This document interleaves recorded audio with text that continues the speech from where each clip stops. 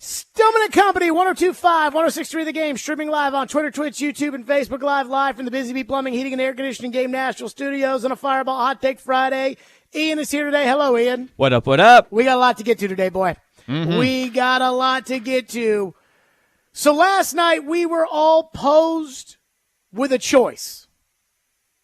What did we think about the future, our lives, and how it affected us on a daily basis? And we had to sit there and think to ourselves, what do we want for ourselves, for our children, for our city, for our futures? And I know it's a very polarizing choice to have to make, the kind of choices we had to make last night. And the Nashville Predators made that choice. You didn't think I was actually talking about the debate, did you? The Nashville Predators made that choice last night when Barry Trotz unofficially agreed to a contract extension with UC Saros, $7.74 million. The Predators love to do this. It's a very cutesy thing. You know, Roman Josi makes $9.059 million. So $7.74 million for UC Saros on an 8-year extension, which means on the surface, 9 more years of UC Saros. That's what it means. And I got to tell you, I was not surprised last night when Elliott broke that story, but I was a little disappointed. And I've been thinking about it all day, about what does this mean for the future of the Predators? What does this mean for UC Saros? What does this mean for Yaroslav Askarov? What does this mean for Barry Trotz? Now, let me say this. As much as we do get into our political parties and it's now become so tribal, it's, oh, no, that's my guy. No, that's my guy. Your guy sucks. My guy's good. It's like everything that your guy has to do, you have to believe in, and everything that the other guy wants to do or says, you have to say sucks. And I don't believe in that. I don't believe that just because somebody feels one way about immigration, they necessarily feel the way that everybody else who feels the same way about immigration feels the same way about abortion. That's what I hate about politics. Well, I like Barry Trotz, and I like the job Barry Trotz has done. And I think Barry Trotz is a bright guy. I think he's a straight shooter. I am glad he is the general manager of my team. But this is the first major decision that Barry Trotz has made that I disagree with. I do think UC Saros took somewhat of a hometown discount, given that he'll be the 6th highest paid goalie in the league once Shesterkin signs.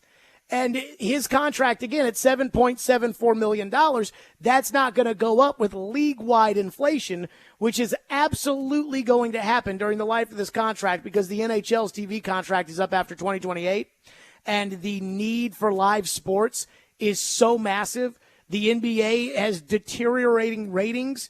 You know, people don't care about the NBA as much anymore, and they just doubled their money. So when the NHL comes due, they're going to sign for a buttload of money, and UC Saros' contract at $7.74 will not look that bad. But again, this is a massive commitment that Barry Trotz made today, which in order to accept it, you'd have to say that you don't blame UC Saros for the fact that this team, since he's become the starting goaltender, has not been able to exit the first round of the playoffs. Or, in the case of the Arizona Bubble Series, where he was horrendous, the play-in to the playoffs. And I can't do that. I can't do that.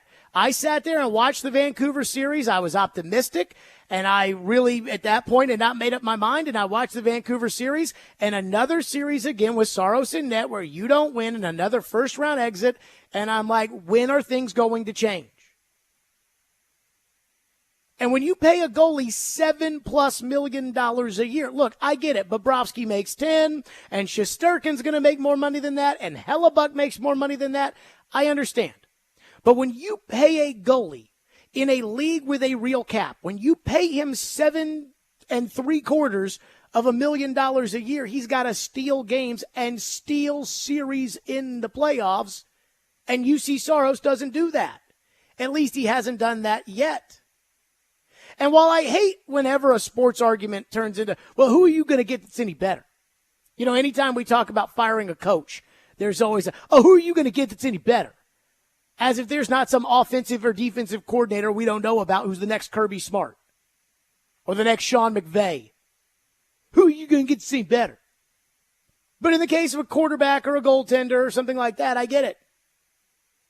Well, we know who the second option is when it comes to the Predators and the goaltending situation.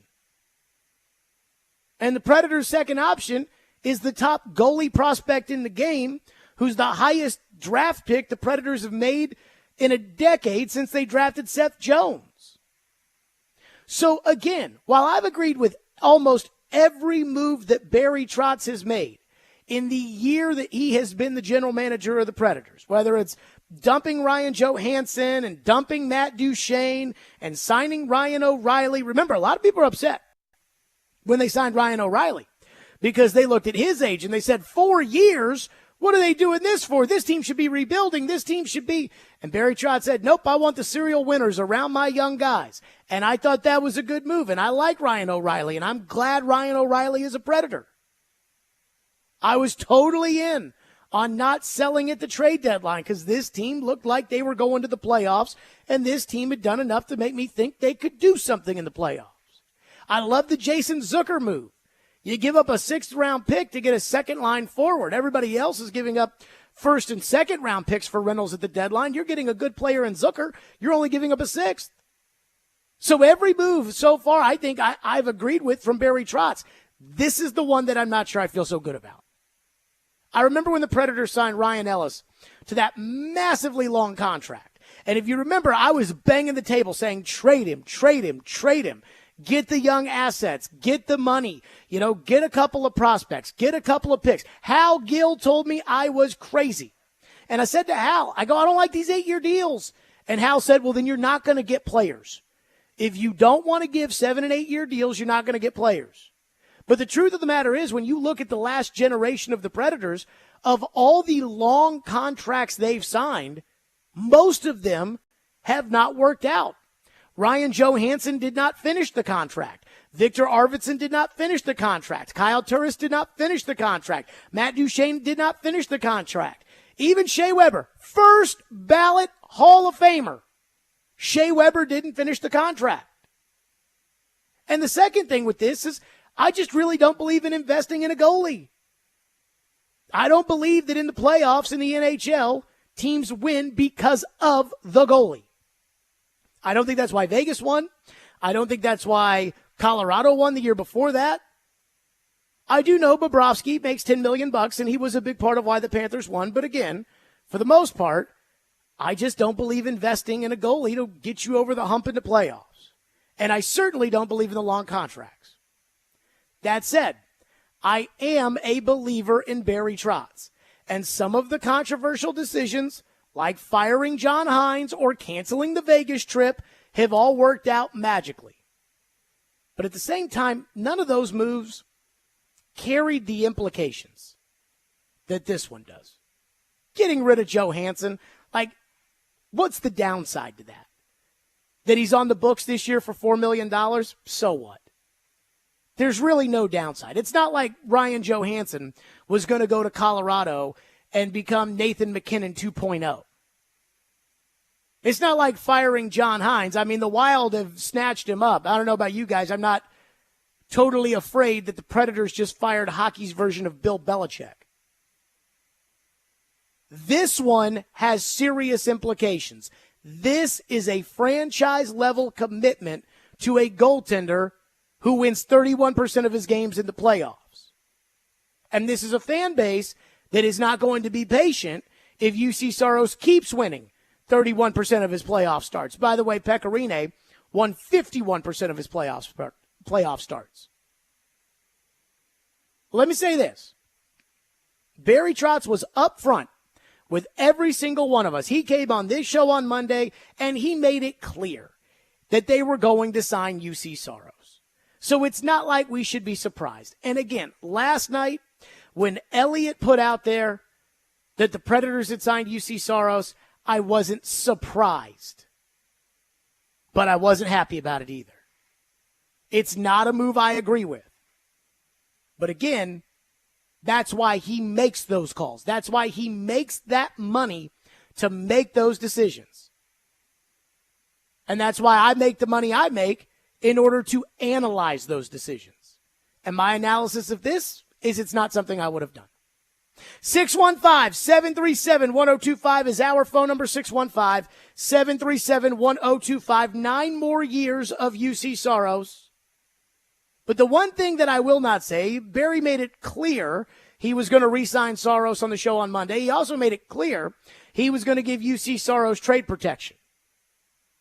But there is one thing that I feel very strongly about when it comes to the UC Saros trade protection, and I feel very certain that my feeling about his trade protection is correct, and we'll get to that coming up next. 615-737-1025, your reaction to the Saros deal. I don't agree with it. I would not have signed him to an 8-year contract. That's just me. Everything else Barry Trotz has done so far, I've been all in on. I've agreed with. They've been good moves. They've worked out. This one I'm not so sure about. 615-737-1025. Stillman and Company on a Fireball Hot Take Friday, 102.5, 106.3 The Game.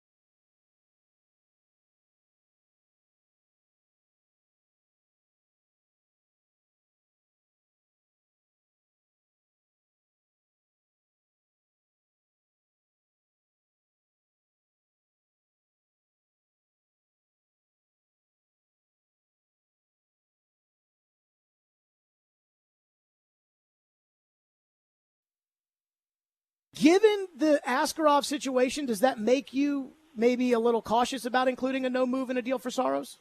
No, not really. Not really. I think certain players, they get to a certain level in the league that they earn that right. So I think Kajus is one. He should have some protection if we get a deal done. He's proven it in the league. So, but I do think, and it has to have a limit to it, just like anything, and it's probably a little different. I talk about this a little bit, just in general to other general managers, and there's only one guy can play in goal. You can have 12 guys that can play forward. You got 6 guys that can play defense. So when it comes to some of those, you have to just be cautious. That's all.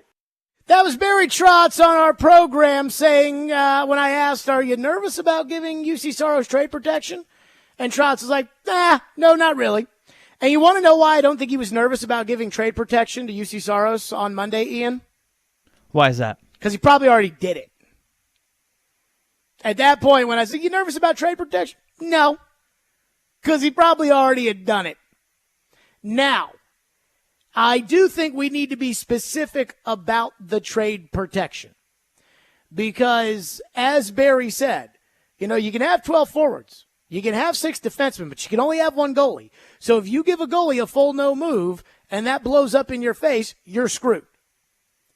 So I was listening to Robbie and Rexroad today talk about this, and they were talking about the no move, and they were talking about Askarov, and they were talking about kind of all the little nooks and crannies of this.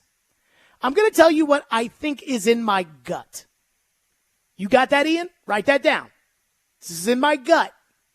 This is my sense of what I think the no-move parameters on Saros' contract are.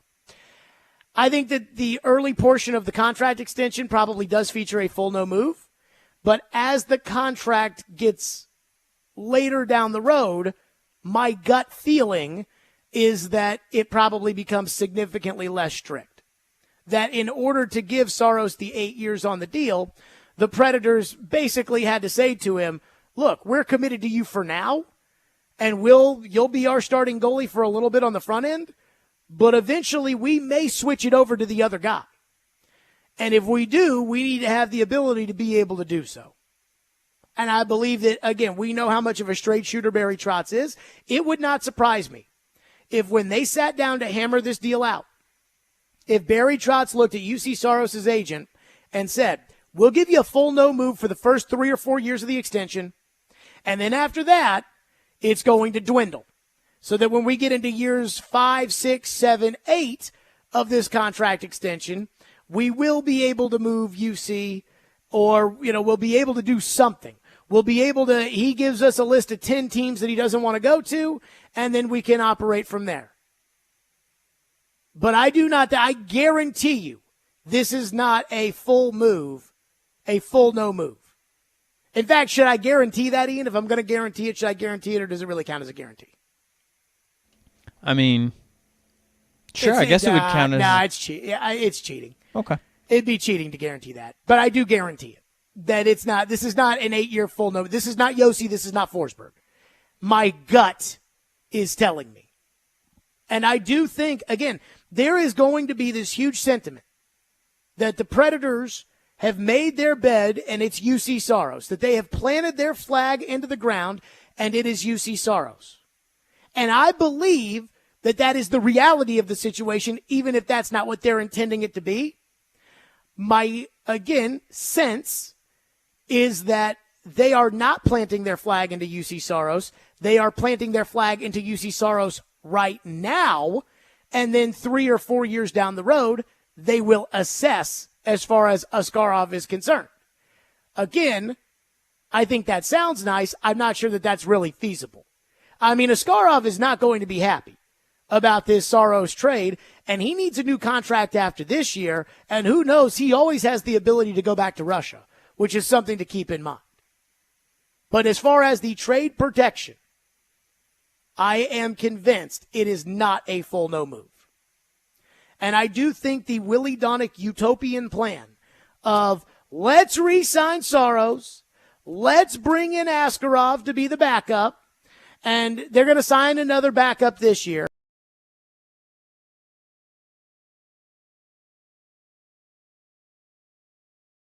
Every night. And then the backup, and I think it's going to be somebody like, who was the backup in Dallas last year? Wedgwood? It'll be a guy like that. It could have been Scott Wedgwood. It'll be somebody like that. It'll be the latest Anton Hudobin will be the backup to UC Saros, and Askarov will be in Milwaukee. And then when they play like a Saturday, Sunday back-to-back, I could see Askarov come up Sunday night, Saros plays Saturday, and then Askarov comes up Sunday and plays in that game and then goes right back down to Milwaukee. But I don't think that the Predators, I don't think they've made up their mind and said, UC Saros is our guy for the next 9 years unequivocally, the way that they have said that in the past about Yossi and Forsberg and, unfortunately, Duchesne. Though Duchesne did not have, as we all know, Duchesne did not have a full no move. But I do not think that, again, that they are at a point to where they will tell you right now, 6 years down the road, that they know who the goalie's going to be. Phone lines are driven by WilsonCountyHyundai.com, 615-737-1025 on a Fireball Hot Take Friday, and a lot of you want to weigh in on this. One texter says, if you have agreed with all of Barry Trotz's decisions so far, would that not create trust? He must see something that you may not. I love your show and typically agree with most of everything you say, so I trust you when you say something. That comes from Shane in Brentwood. Shane, that is very, very nice of you to say. By the way, somebody texted into the midday show today, and they told Adam and Willie, Jared is always right. And I did appreciate that texter that said that during the midday show. I have an inordinate amount of trust in Barry Trotz. And so Barry Trotz, now, again, just because I have a lot of trust in somebody doesn't mean that on the surface I completely agree with them. I mean, I'm not yelling and screaming today saying this is going to be the worst decision that was ever made, because I don't know that.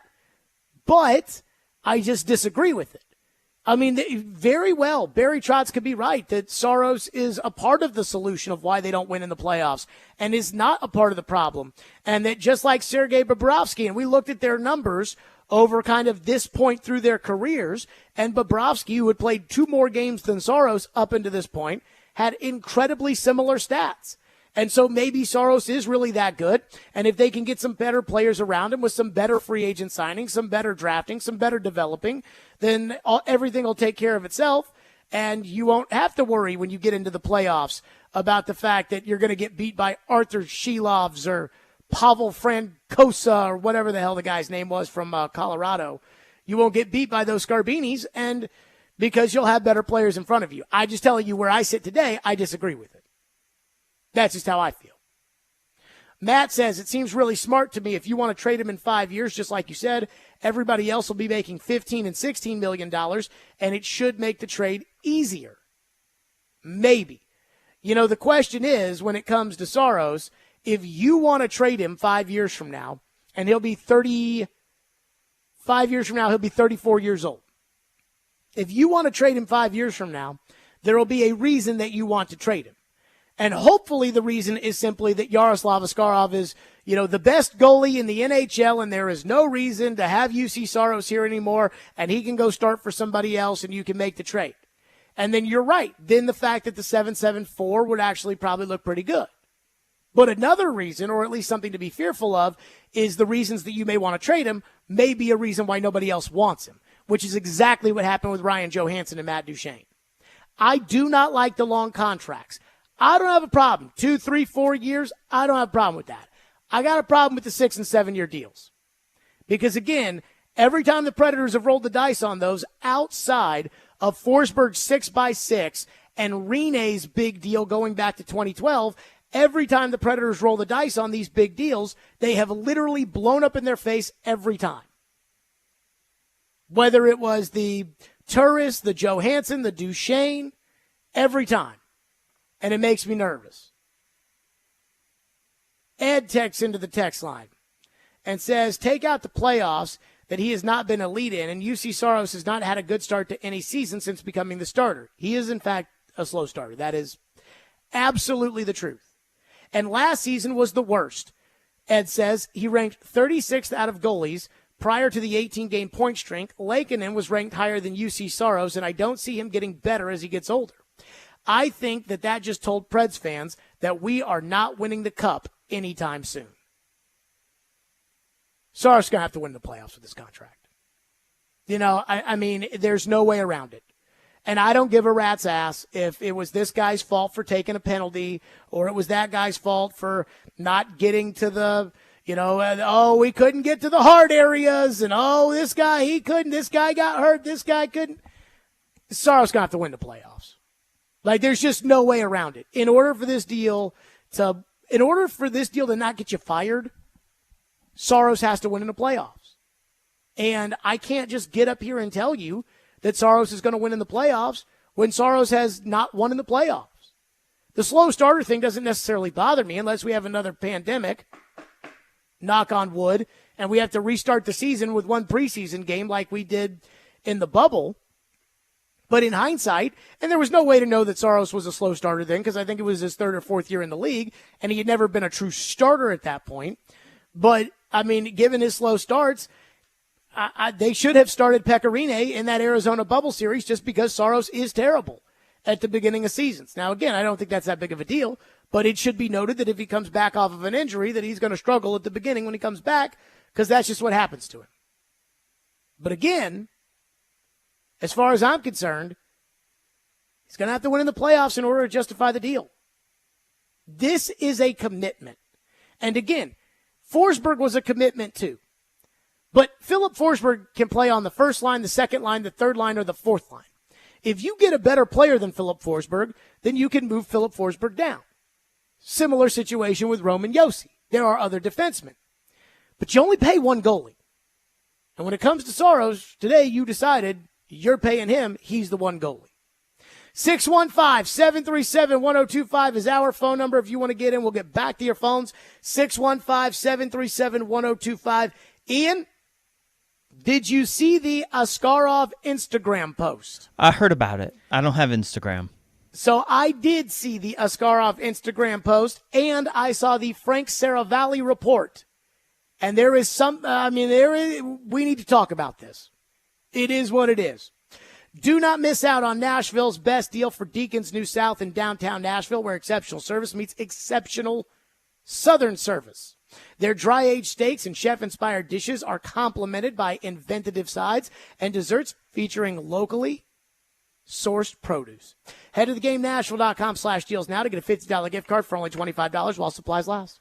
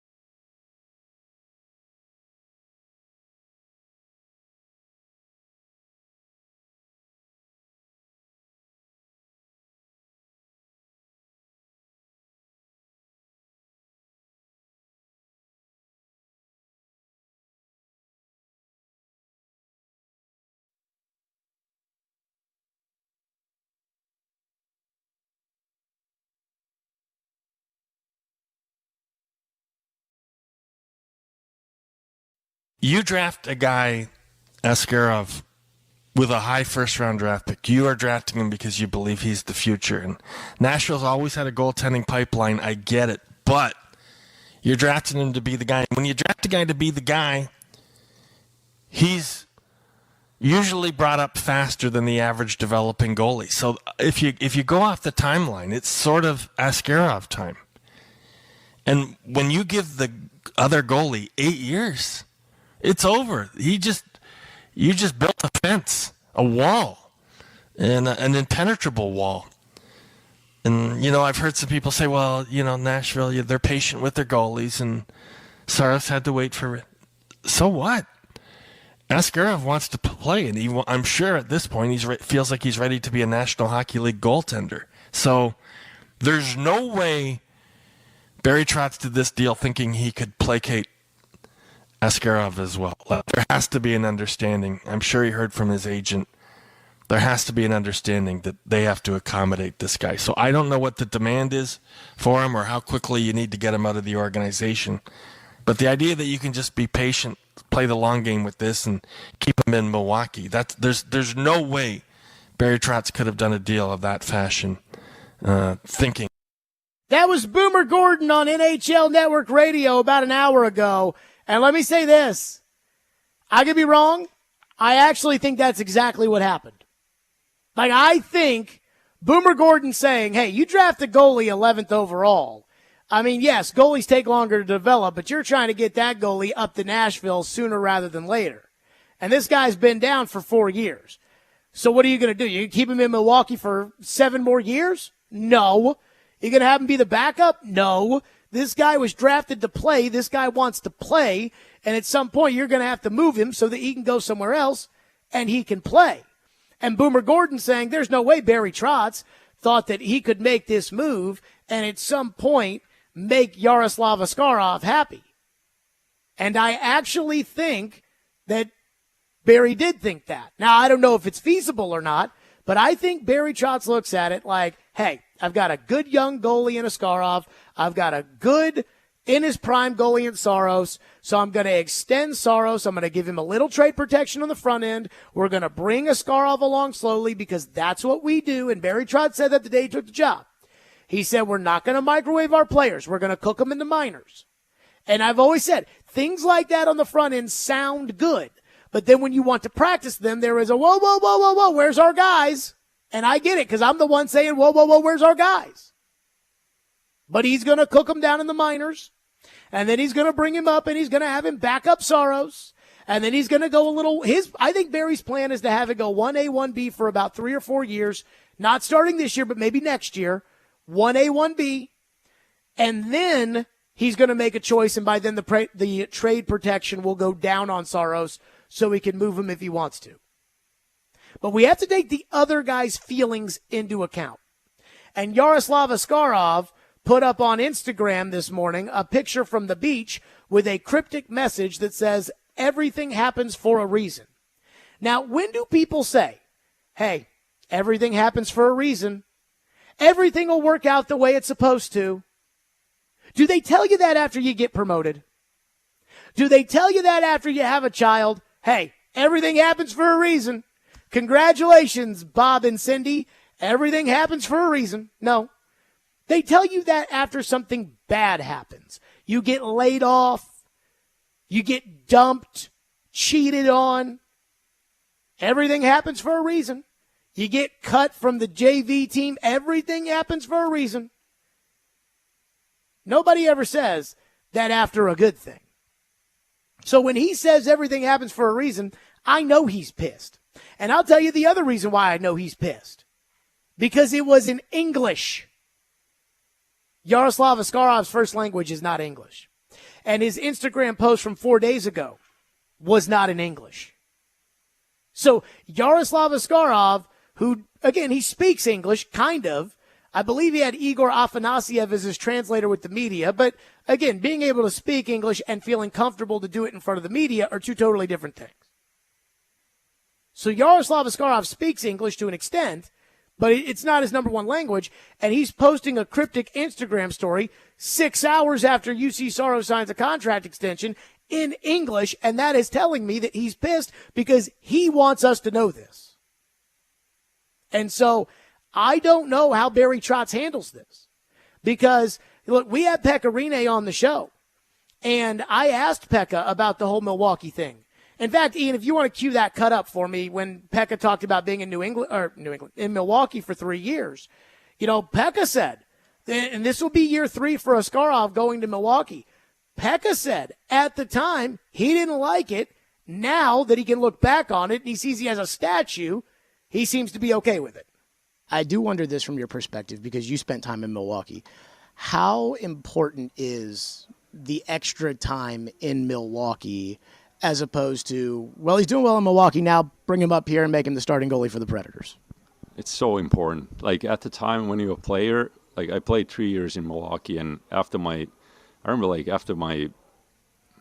thought after my first year that I'm ready to play in the NHL, and then I got sent down, played my second year, and I'm like, okay, that's it. I'm ready. And then I got sent down the third time, and it was so hard, but looking back, it was so good for me. I got to play all those 3 years as a number one goalie, and got to play a lot, got to make a lot of mistakes, kind of got it out of my system. And when I finally got up, I was already older than, than these guys at the time, but like Askey but I was ready. So like, I don't know, like my career could have been totally different without those years in Milwaukee. So that's how Pekka feels now. But we're talking about how Yaroslav Askarov feels today. And Frank Saravalli at the Daily Faceoff, he said the Predators are looking for a backup goalie, and the point being that there may be, they may want to send Askarov back to Milwaukee, and that teams around the league are fascinated to see how Askarov, the same goalie that came out of the crease to check somebody in the AHL playoffs, they are fascinated to see how Askarov will react to this. Well, I can tell you right now, he's pissed. And Barry Trotz had a line in the Alex Doherty article where he said he's ready when he's ready, not when his agent thinks he's ready. But Askarov does have the ability to go back to Russia at some point, and that's something they have to keep in mind. Tristan is up next on a Fireball Hot Take Friday. Thank you for waiting patiently. Tristan, you go ahead. Yes, I think this was a bad move for Barry Trotz, signing UC Saros for an 8-year deal for $7 million. Like, I would have gotten Askarov starting because, these goalies, like the younger goalies are starting to produce. Like, look at Bennington from St. Louis and Bennington's kind of an old man. I wouldn't say old man, but Bennington is not young. Okay, they had a 25-year-old goalie who won the Stanley Cup with them, didn't they? Or was I mistaken? Well, yeah, but that's like that. We're talking Askarov's like 22 or like 21 or something like that. Like, he's not 25 is different. If Askarov was 25, maybe this would be a different discussion. But he's not that old. I don't think you're seeing Tristan. Thank you for the call. I don't think you're seeing 22-year-old goalies winning in the NHL. Like, I am going to be completely blunt. I have disagreed with Chris Mason tooth and nail. But I will say this. Like, the idea of Askarov coming up at 21 years old and lighting the league on fire, I just don't think that we see that very often from goalies. I think there's something to the idea of developing Askarov. What really made this a problem was Saros' contract.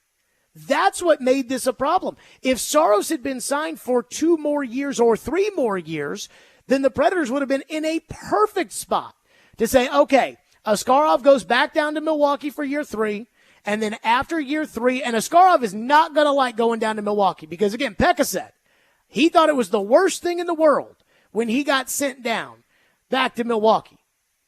Now, the difference between him and Pekka is Pekka got sent down. Dan Ellis was the starting goalie. Dan Ellis didn't have a 9-year contract in front of him. It's one thing to say, hey, you're not ready, wait a year. Hey, you're not ready, wait 2 years. It's another thing to say, hey, you're not ready, wait 9 years. That is something that would be even difficult for me to hear. 9 years from now, I'm going to be 43 years old. I'm going to be old 9 years from now. And that's what, again, You can tell Askarov, hey, we've limited the trade protection on the back end of the deal, and, 5 years from now, maybe we'll make the move. But all he's seeing is an 8-year extension. But the one thing I do want to say, because the caller called in and said that he thinks it's a bad deal by Barry Trotz, and I do too. Again, this is the first major decision Barry Trotz has made that personally I disagree with. But I do want to say this. Just because I think it's a bad deal today does not mean that I'm going to approach every day thinking this is a bad deal and saying, oh, this was terrible and there's no chance this works out. There absolutely is a chance that it works out. They absolutely could win in the playoffs with Saros as the goalie. Just like Bill Callahan. I mean, look, I don't like the idea of moving J.C. Latham to left tackle, but I think there's a chance Bill Callahan can get it right because he's Bill Callahan. So what we should do, and I'm just saying this for all of us, including me, is we probably need to approach this with, even if we don't like the contract, there is a chance that Barry Trotz is making the right call here. There is a real chance. Even if you don't like it, there is a chance that you're wrong. 615-737-1025. More your phones. 615-737-1025. Plus, Barry Trotz has vowed he is not trading Yaroslav Askarov. But it doesn't seem that's what everybody in the media seems to believe. We'll get to that coming up next. 615-737-1025 and your phones here on Stillman and Company. Tune in to 94.9 The Fan tonight as the Sounds take on the Jacksonville Jumbo Shrimp at 6:05. Sounds baseball on 94.9 The Fan. Presented by Twin Peaks, Family Leisure, 5 Points Roofing, Cottle Vet Clinic, and Busy Bee Plumbing, Heating, and Air Conditioning. And by the way, tune in for racing today and tomorrow on 93.3 Classic Hits and 102.5 The Game. Tonight, 93.3 Classic Hits will have live coverage of the Rackley Roofing 200 at 6:30, and tomorrow the Tennessee Lottery 250 will be on 102.5 The Game with coverage beginning at 3:30. Presented by Green Trees Company. Green Trees Company is a family-owned cannabis company located in Hendersonville with a new location in West Nashville and available online at greentreescompany.com.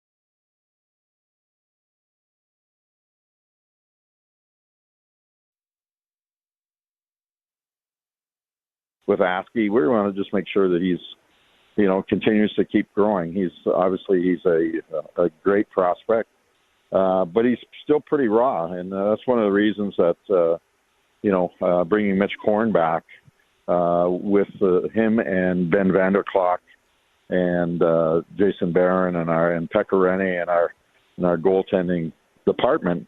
I mean, we really feel strongly that Askarov can really take it to the next level, because he does it on size and natural ability.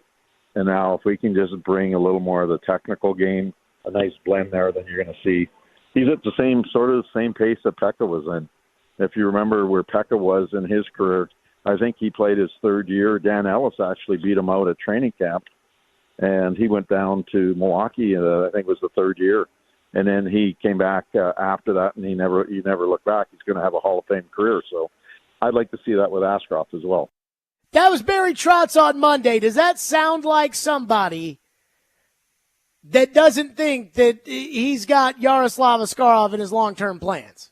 When he's sitting there saying, hey, we brought Mitch Korn back, and Mitch Korn is the goalie guru. I heard Chris Mason on the Midday Show today say that that Mitch Korn was the single most important person in his career, to make him an NHL goalie or to make him good in the NHL or whatever it was that Chris said. I don't want to put words in his mouth. But that he, gave a lot of credit to Mitch Korn. Mitch Korn is the Bill Callahan of goaltending. Ian, would you say that is a fair comparison? Probably, yeah. He is the Bill Callahan of goaltending. And they brought him in, and again, Barry Trotz is saying, we brought him in because of Askarov. And we look at Askarov, and we think he's at the same point in his career that Pekka was when Pekka was on the ascent. The difference is Dan Ellis, once again, did not have a 9-year contract in front of Pekka Rinne, whereas now UC Saros does. So on one hand, the way Barry Trotz is talking, it's like, oh, we're developing the next Pekka Rinne. Pekka Rinne's the best player in the history of the Predators. He's the only one that has a statue outside of the stadium. He's on the same path this guy is. So are you planning to make him the goaltender of the future? Yes. Okay, well, then why did you give the other guy a 9-year contract? Like, you know what I'm saying? And again, I think Barry's looking at it, and this is why I'm fascinated to see what the trade protection is, but I feel very strongly that it is a full no move early, and then it significantly decreases. But I'm fascinated because I think Barry's thinking, like, in 4 years I'll know. Well, I don't know how Askarov's going to take that. Now, Barry told the Tennessean yesterday, I'm not trading Yaroslav Askarov. But most people in the NHL world think Yaroslav Askarov is getting traded. I mean, I was listening to it on NHL Network Radio, and then Frank Saravalli wrote today at the Daily Faceoff, he's got his kind of trade board out, and Yaroslav Askarov has jumped up to number 9. Jacob Trouba is number 8. Jacob Chychrun is number 7. By the way, Ian, I don't know if you heard this, Vingan walked back his Jacob Trouba hate today. And even Willie Donick seemed interested in the Trouba move. Thank you. Thank you. And Frank Saravalli says, with Saros closing in on this is a dailyfaceoff.com, with Saros closing in on an 8-year, $62 million extension, there really is no path forward for the 2020 number 11 overall pick in net. Don't tell Barry that. He continues, given that there are also teams now wondering whether he's likely to return to AHL Milwaukee for a third consecutive year, does that mean time is of the essence for GM Barry Trotz to move Askarov? It was 1 year ago at the draft hosted in Nashville that the Preds put Askarov on the table in potential trade talks. That was one trade with San Jose, which was to move up to number 4 to get Will Smith, who probably would go number 1 overall if he was eligible today. He continues, Saravalli, he's had 2 excellent seasons with the Milwaukee Admirals, but the Predators are believed to be active on the backup goalie market, signaling that they'd plan for him to start in the AHL if he's still in the organization. I'm just saying. Barry Trotz is trying to have his cake and eat it too. And most people in the NHL world do not believe he can do that. And the only thing that Askarov has here is he has the ability, when his contract is up next year, to say, screw you, I'm going back to Russia. Now, in the case of somebody like me, I mean, while we do see American players go over to the KHL. I wouldn't touch the KHL with a 10-foot pole. I ain't screwing around with Putin. Now, maybe if Donald Trump's president, maybe I'd have a better shot of not getting in trouble in Russia because those two, whatever. But I still wouldn't touch the KHL with a 10-foot pole. But he's Russian, so it's different. He might not have a problem going back to Russia. And that's something that Barry Trotz has to keep in mind, and he saw it happen with Radulov. And the one thing I'll say about Barry Trotz is, to me, Barry Trotz comes off as the kind of guy who he'll treat you the way he expects you to treat him. And I hope that I've done a good job of that, of being like, hey, I shoot it straight with him, he shoots it straight with me, and that's what it is. But I see Barry Trotz being the kind of guy who is going to treat Yaroslav Askarov and say, hey, I have respect for you, I believe in you, but I am doing what's in your best interest by sending you back to Milwaukee, by bringing in Mitch Korn, by having Pekka Rinne kind of oversee or help oversee your development, and we're going to turn you into a superstar. And then at the end of the day, if we're committed to UC Saros at that point, then I will trade you, and you will start in the NHL one day, but not right now. And I think Barry expects the respect from Askarov to say, okay, the organization has a plan for me, and because of that, I will fall in line with it. The problem is, kids today don't necessarily operate like that. Jeff says, what's the big deal? Saros is a good/great goalie, and the trade market was not looking that good. Askarov probably gets the better return based on his potential and cost certainty, especially with so many teams pressed for cap space. And Saros and the defense did their job in the playoffs. The offense has mostly always needed improvements. Yes, which is why you don't give $7.5 million. You take the cost certainty of the young goalie and you move off the expensive goalie and you get offense in return. That's the whole point, Jeff. That's the point. One texter in the text line says the respect you give Barry Trotz when you disagree with him couldn't be more different than the other disrespect you give Rand Carthon. That is shameful. By the way, let me say this. It wasn't me who called Rand Carthon a liar first. It was Rand Carthon who called me a liar first. So when you're saying, hey, the way you treat Barry Trotz is the way I expect Barry Trotz to treat me, Rand Carthon said I wasn't telling the truth. I was telling the truth. And again, he can do what he wants, and he can build his team his way, but I still have a hard time believing that they knew that Michael Penix was going to get drafted by the Atlanta Falcons. Could be wrong. But I hate to say it, I tend to doubt that. Texter says, I don't mind the signing of UC Saros, but I don't like the amount of years. UC Saros is very athletic and can move around very well for a goalie, but when that starts to fade away as he gets older, how will that transition to an older goalie? See, here's what I don't really like about Saros. And I think Saros is, just solid. Like, I think he's dependable. He does not get injured. He never causes a problem.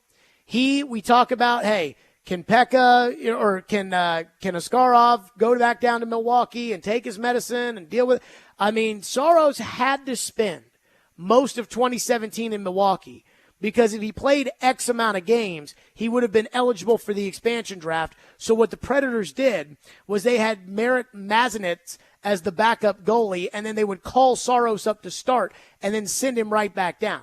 You've never heard UC Saros say one negative word or complain at all in the almost 7 years that he's been a Predator. Saros is solid. He is dependable. He is good. He is all of these things. I am worried about the size. I am worried about, as he gets older, I am worried about the size. And I am worried about whether or not in the playoffs, when things get dirtier, when goals become, when players are playing harder, when the piles become muckier, can he be able to see around all that at his size? Or is it going to be like that free-for-all at the end of Game 4 against Vancouver, where somehow they put one in the net, because what you really need is you need the goalie to freeze the puck at some point so you can kind of reset, as opposed to a 2-minute free-for-all down there with the extra attacker. And I am worried about the size. 615-737-1025. I think there's a big disagreement that I have. And I think there are people that are against this contract and people that are for this contract. I'm not sure there's really a middle ground here. But there is something that I feel that maybe not everybody else who's against this contract feels. And I am just convinced that as much as we want to deflect on this, reality tells a different story. We'll get to that coming up next. 615-737-1025 here on Stillman & Company. Join us this July 4th at the 18th Annual Music City Hot Chicken Festival at East Park. It's a spectacular day packed with live music, contests, and, of course, hot chicken. It's free, so bring the whole family and discover more at hotchickenfestival.com.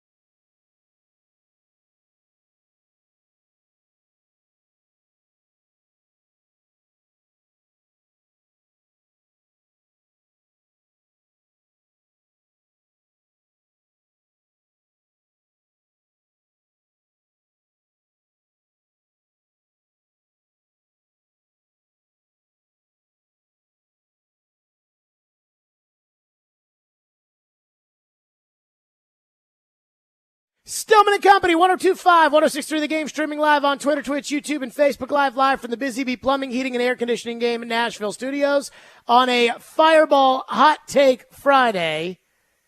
I was supposed to tell the fine folks about Fireball last segment, wasn't I, Ian? I did? I'll do it anyways. I love the fine folks at Fireball. We'll touch on them in a little bit.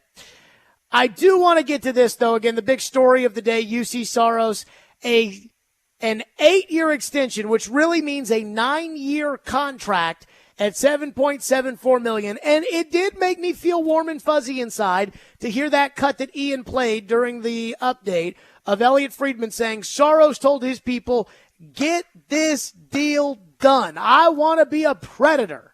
And I do like hearing that. It doesn't necessarily move the needle for me that much, but it is nice to hear, especially given what happened with this franchise and Ryan Suter. So it is nice to hear once again. But there is one thing that I think that as somebody who is on the side of not pleased with the news of the Saros deal, there is something that I almost want to just ask everybody's opinion on so we can make a decision today and we never have to have this conversation again.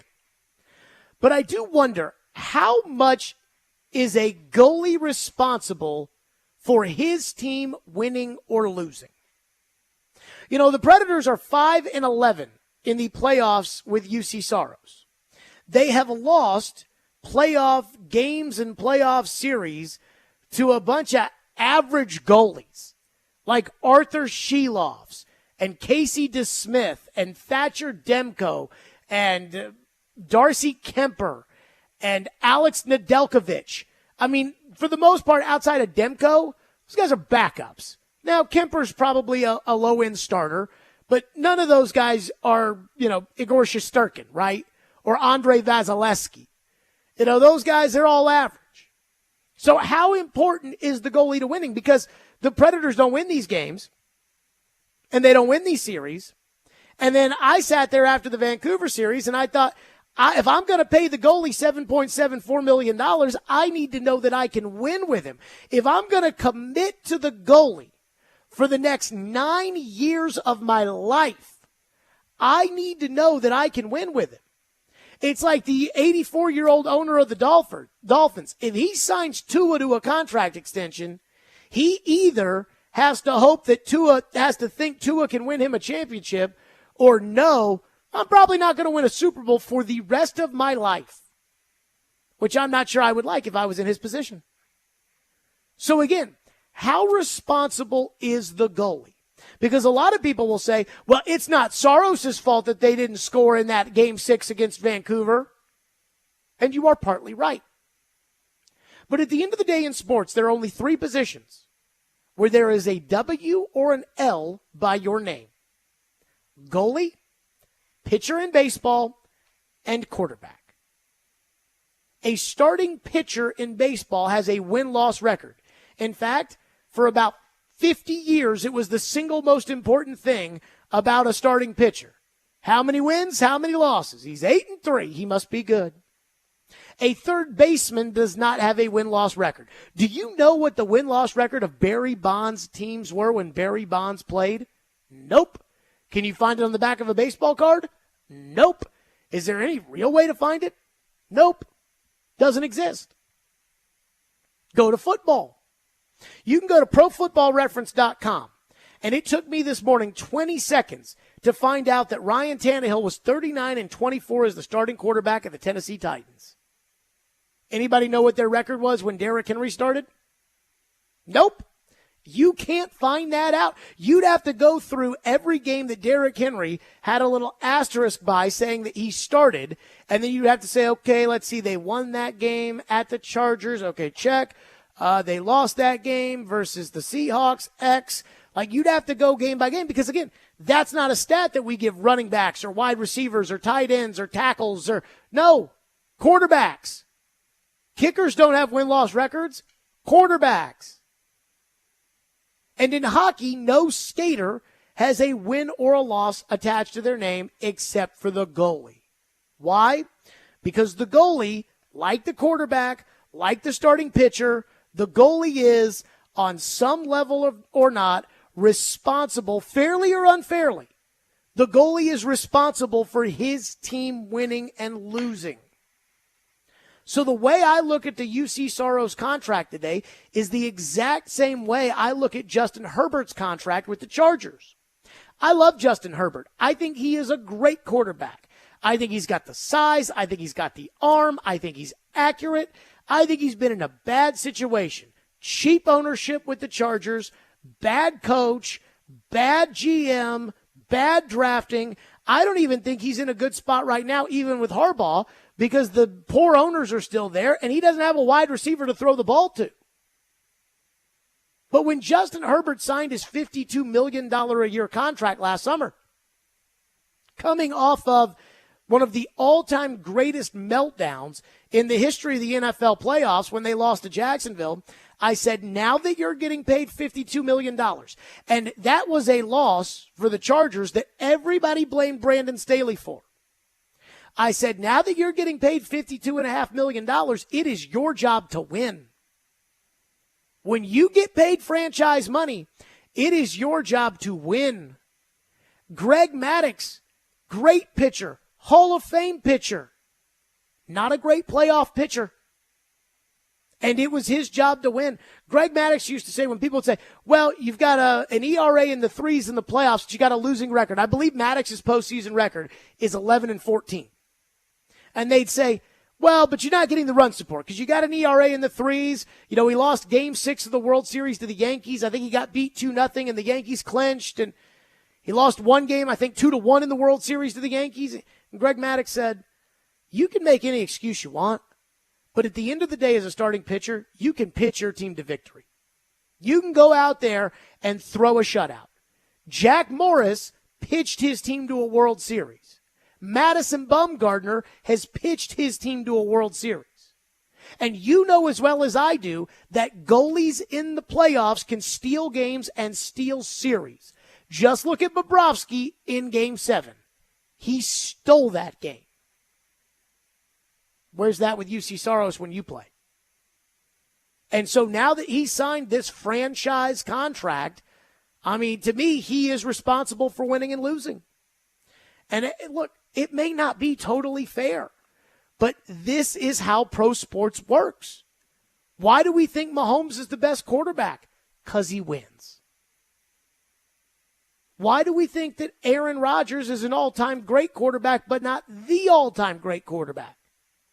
You look at some of the stats, Aaron Rodgers is better than Manning and Brady. But nobody will ever consider him as good as Manning and Brady because he doesn't win like Manning and Brady. So to me, I just think when it comes to UC Soros, like it's time. If you're going to be this team's franchise goalie, which I think half the fan base is not in favor of, if you're going to be this team's franchise goalie, you need to win. I mean, it's as simple as that.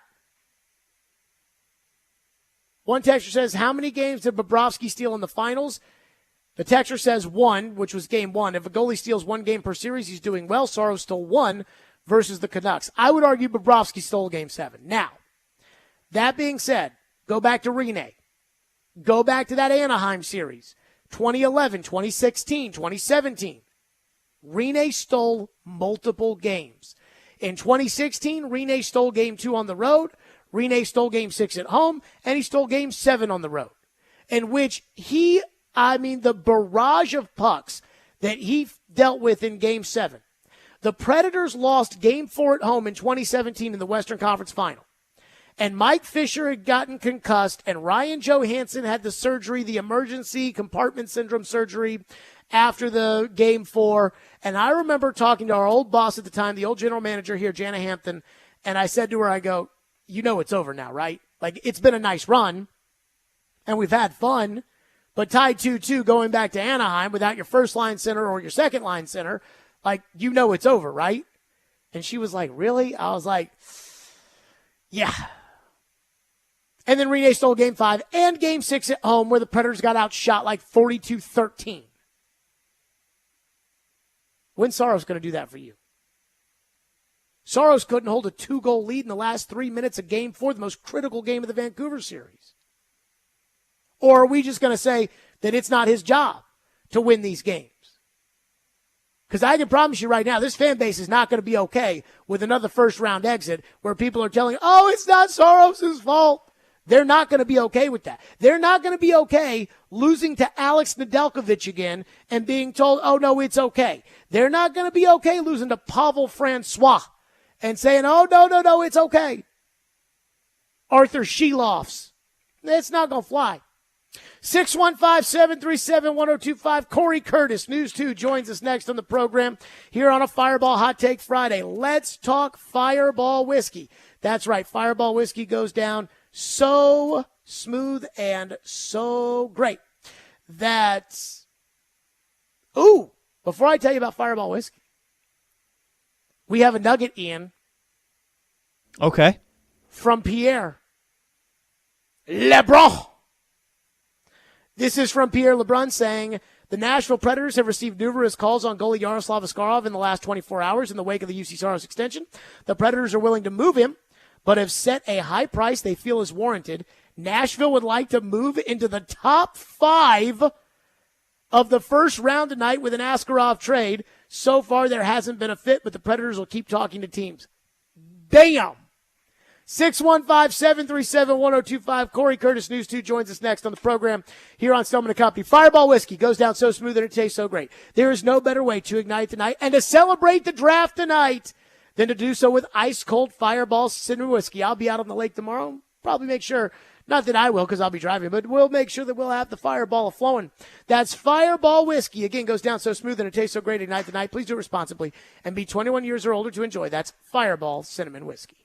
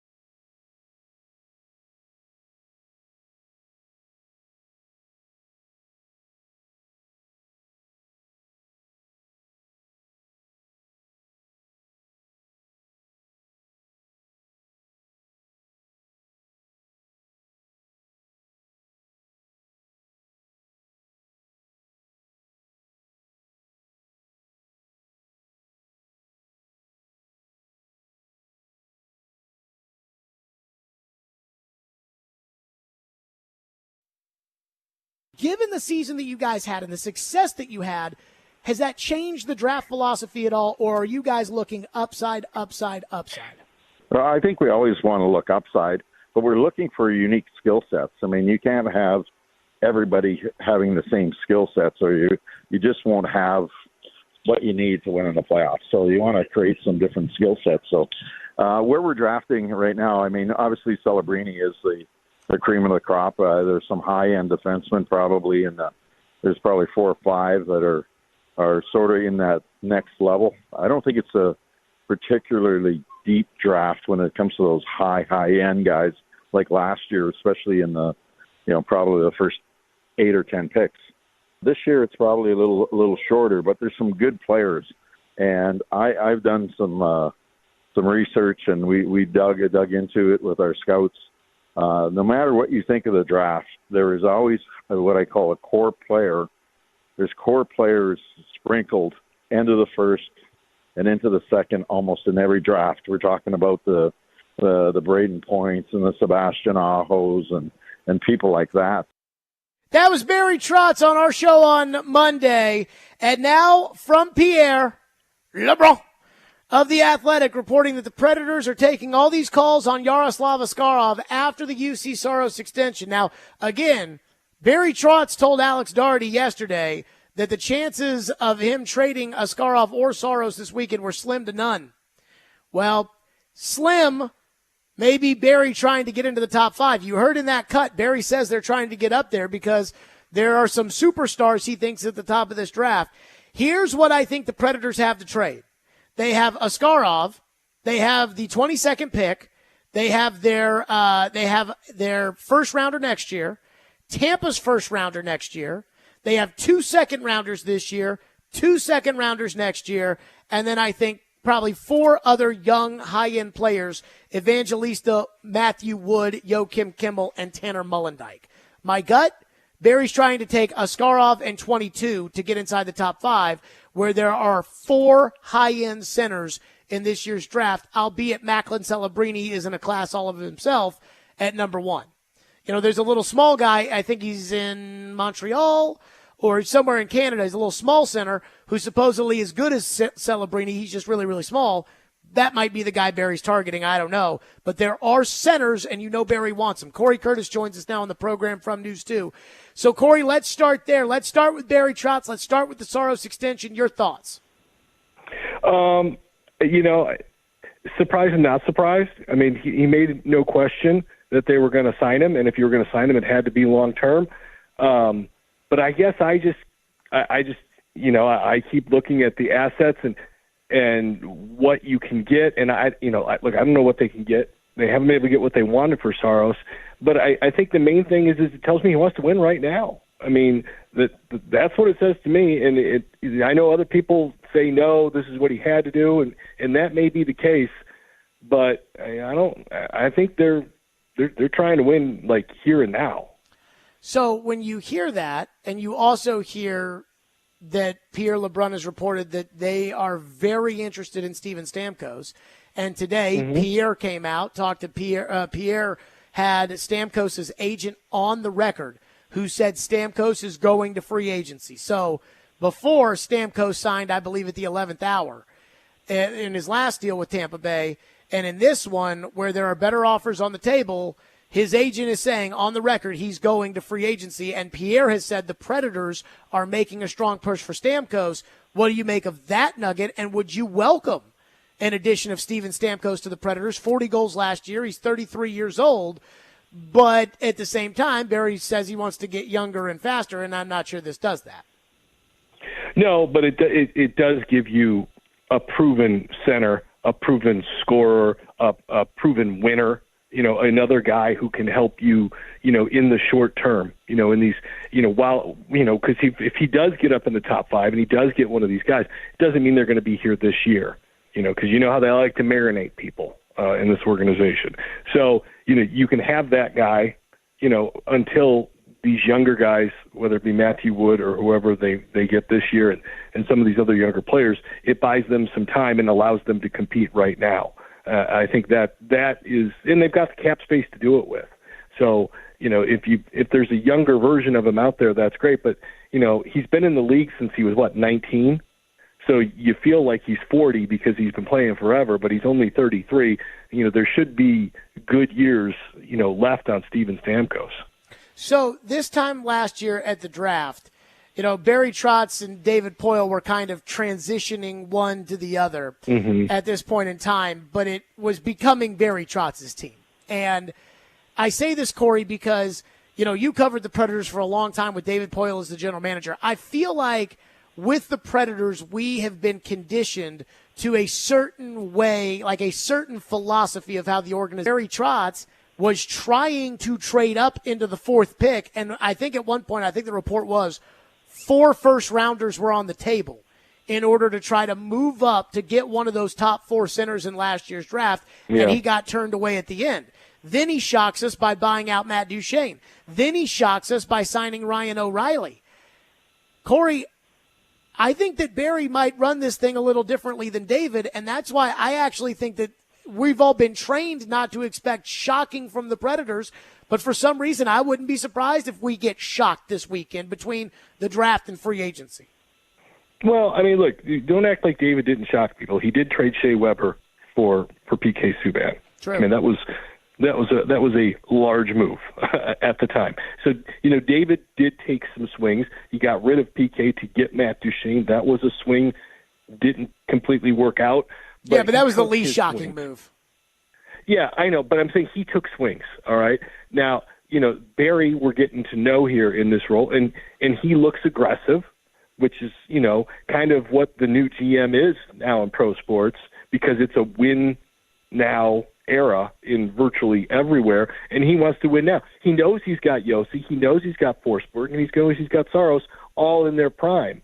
So to take advantage of those guys, he's got to go after it now. So it makes sense. And he also knows, because he's been with 3 teams, he knows what it takes to win in this league. And he knows he needs to get bigger, he needs to get faster, and he needs to get more scoring. And he knows he's going to have to pay to get it, and he's willing to do that. You don't get anything for free in this league, all right? The Preds didn't get Ryan Johansson for free. That was when they traded. That was another big move.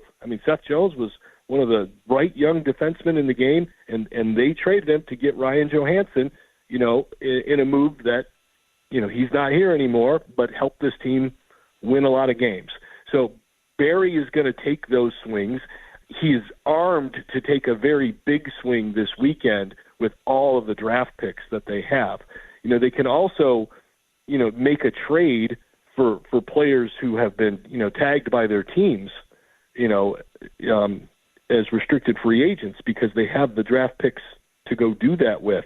So there are some opportunities for him to be aggressive, in a number of different ways.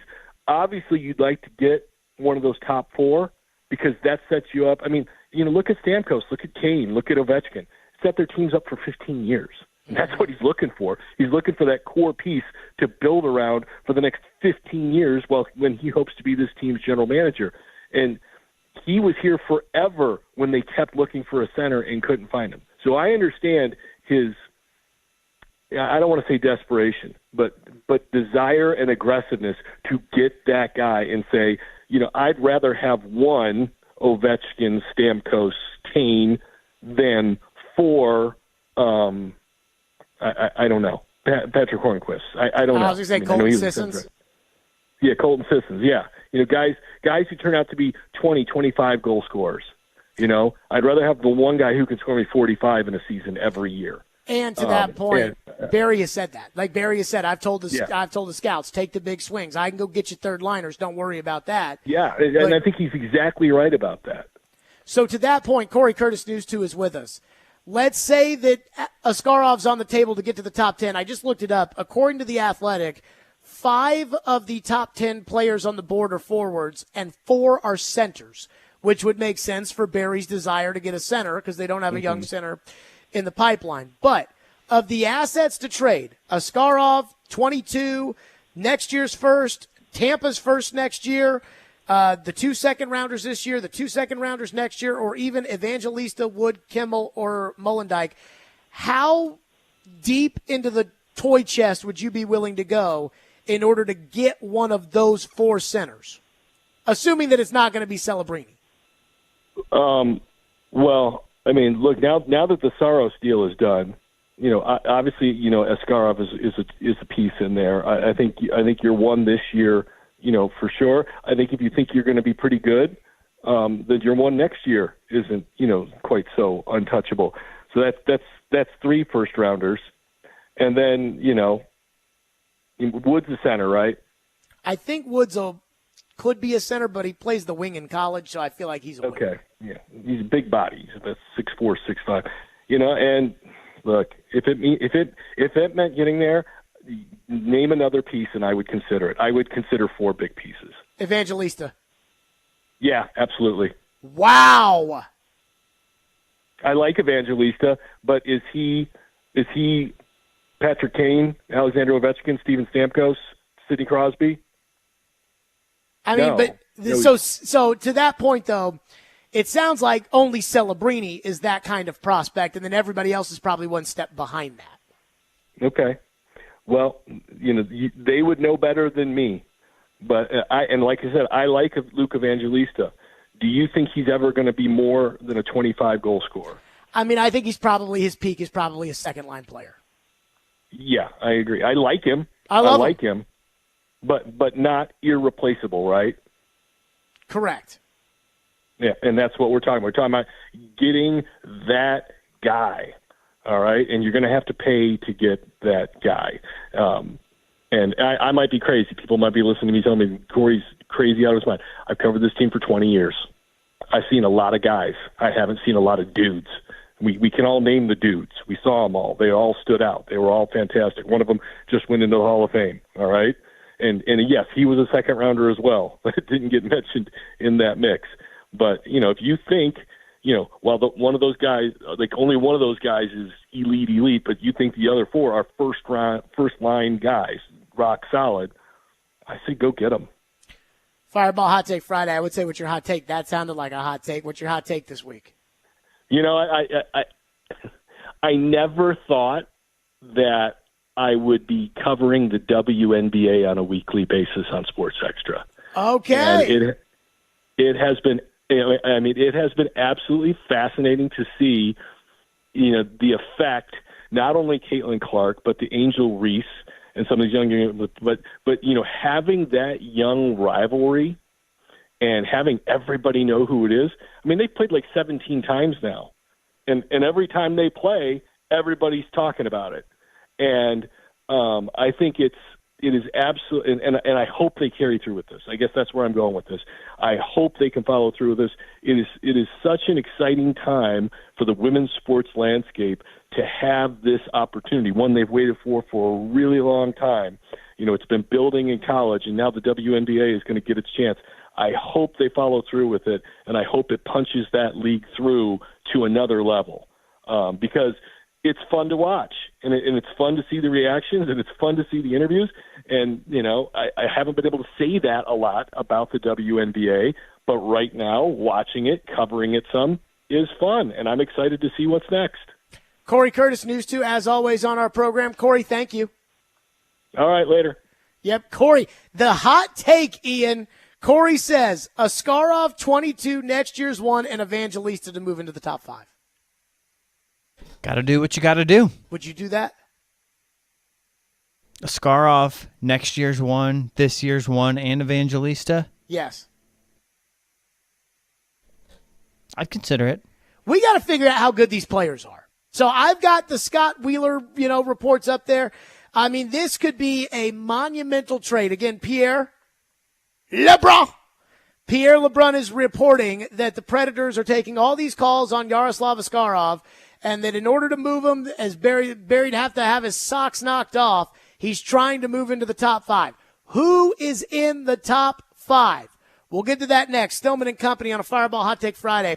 Speaking of the draft, be sure to join the Predators for the draft watch party tonight at Draft Picks Restaurant Bar inside of the Ford Ice Center starting at 6 o'clock in Bellevue. Celebrate the newest members of Smashville. Might just be one tonight, but who knows. The newest members of Smashville while enjoying food and drink specials, door prizes, games hosted by Wayne D., live broadcast from Max Hers, and more. More details at NashvillePredators.com/draft.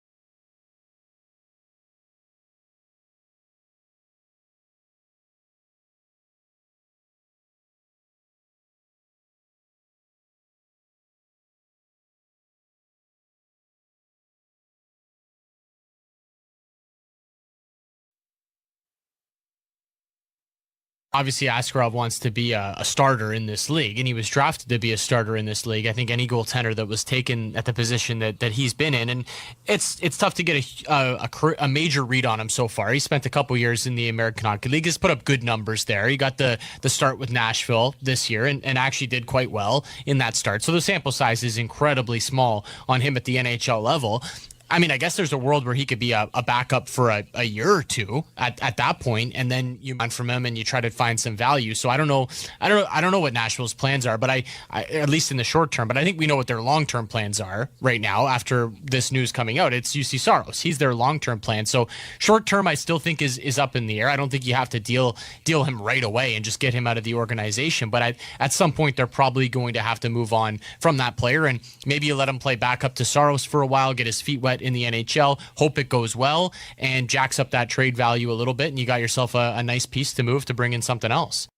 That was Jake Hahn on Sirius XM NHL Radio. And again, this went from yesterday, Barry Trotz telling the Tennessean, I'm not trading Yaroslav Askarov, to Pierre LeBrun saying the Predators' phone is ringing off the hook for teams wondering about Yaroslav Askarov.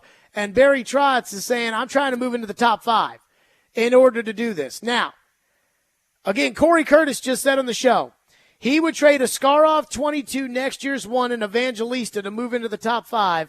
And according to The Athletic, of their top 10 players, 5 are forwards, 4 are centers. So who are these players? Let me say this about the NHL draft. Like, the Predators are picking 22nd.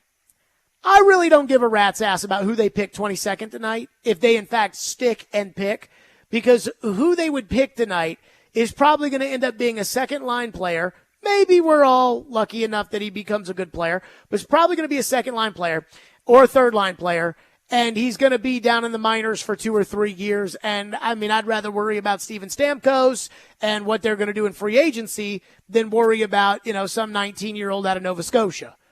You trade into the top 5, that's a different discussion. I think we can all agree.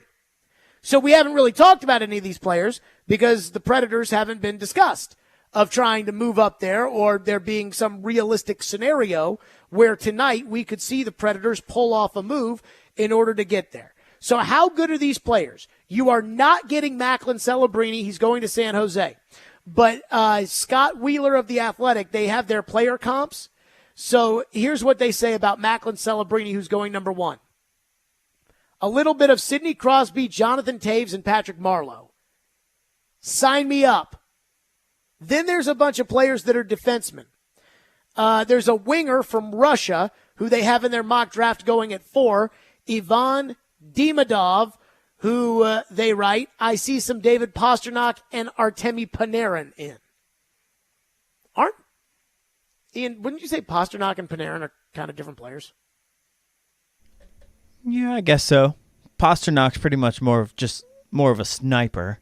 Yeah, he's like a big, tall sniper, and Panarin's kind of more of a gets into the hard areas and puts the puck in the net. And Panarin's he's probably more of a playmaker as well. Pasternak's more of just a straight shooter. Okay, so then there's a bunch of defensemen. They have, let's see, Artem Levshunov, who they compare to Noah Dobson, Zeev Buenum, somewhere between Josh Morrissey, John Carlson, and Chris Letang. I mean, if Shea Weber's a first-ballot Hall of Famer, surely Chris Letang is a first-ballot Hall of Famer. Zane Pareka, very limited comps, but Eric Carlson has the same look there. Do you think they could be moving up to go defense? I mean, I guess, but doesn't really seem to fit. Sam Dickinson, they say, has a little Noah Hannafin or a little Moritz Seider. I don't even know who that is. Cam Fowler. Ooh, I do like Cam Fowler. I've always liked Cam Fowler. I mean, I know Cam Fowler sucks now, but Detroit. What's that? Seider was on Detroit, yeah. Cole Iserman has, they write his comp is Phil Kessel with a little more jam. Berkeley Catton. So these are the players I think the Predators will be making the trade for. Berkeley Catton is one of the high-end young centers out there. There's him. There's Caden Lindstrom. There's Taj Iginla, which is Jerome Iginla's son, and I believe there's another one. But here's who they have. Berkeley Catton has a comparison of what people thought Jonathan Drouin was going to be. I thought Jonathan Drouin was going to be a bad freaking boy, and then he just went to crap. You can have him today. He's a free agent. He's not what I thought he was going to be. But they say what they thought Jonathan Drouin was going to be, so that's Berkeley Catton. Caden Lindstrom is Rope Hintz with more jam. Constra Helenas, they write, I've thought more about each of Thomas Vanek, Marco Rossi, and Nick Suzuki. And Tej Iginla is a cross between Kyle Connor and Tyler Toffoli. So let's go back to Corey Curtis's trade. Askarov, 22, next year's 1, and Evangelista. Ian, would you do it for what people thought Jonathan Drouin was going to be? I mean, he was pretty rumored to be, or I guess projected to be pretty good and very dynamic. He hasn't really quite panned out. He doesn't quite have the size that you would like for a top-line center. Well, Berkeley Catton would be in Celebrini's class, supposedly, if he wasn't small. Yeah. Got to worry about size. I worry about it matters. size. Yeah. Remember what Floyd used to say whenever we talk about Arvidsson? Said when they all play hard, which is the playoffs, the big good guys always beat the big or the good little guys. And look at McDavid. I mean, look at Crosby. They're not small. Yeah. I mean, there is something to that. PK Subban and Roman Josi aren't small. That's probably why Braden Point fell to where he did. Probably because he was small. I'm not sure I would do that. I don't know if I would. I think I probably would.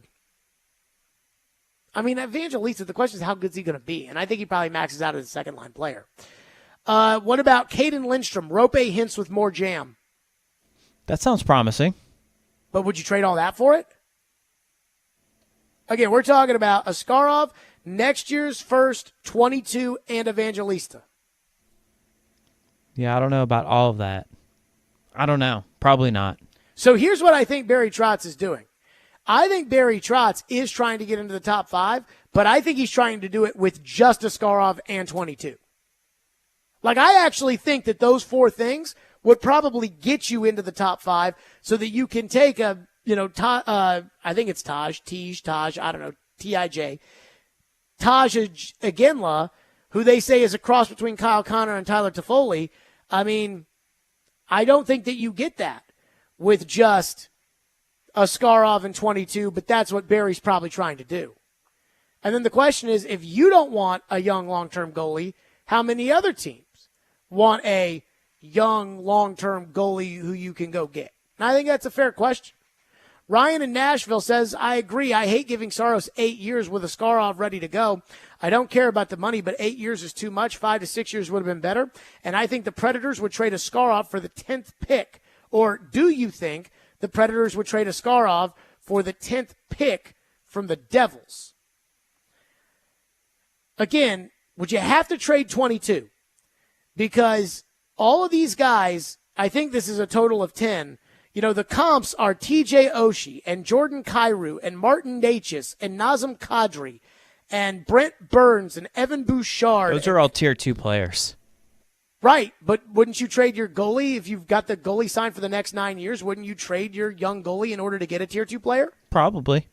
Would you not trade your second goalie in order to get Kyle Connor right now? Yes, I would. That's what I'm saying. Mm-hmm. Like if you if can Barry just looks do at these Askarov guys, in 22. yes, and he says Askarov for 10. So I think he's saying you keep 22 and you move up to 10 so you can draft Martin Necas or Nazem Kadri or Jordan Kyrou. See, when Corey was talking about the trade that he would make with Askarov 22, next year's first and Evangelista, he was talking about Crosby and Malkin and Kane and those guys, and there's only one guy that's that good, and that's Macklin Celebrini.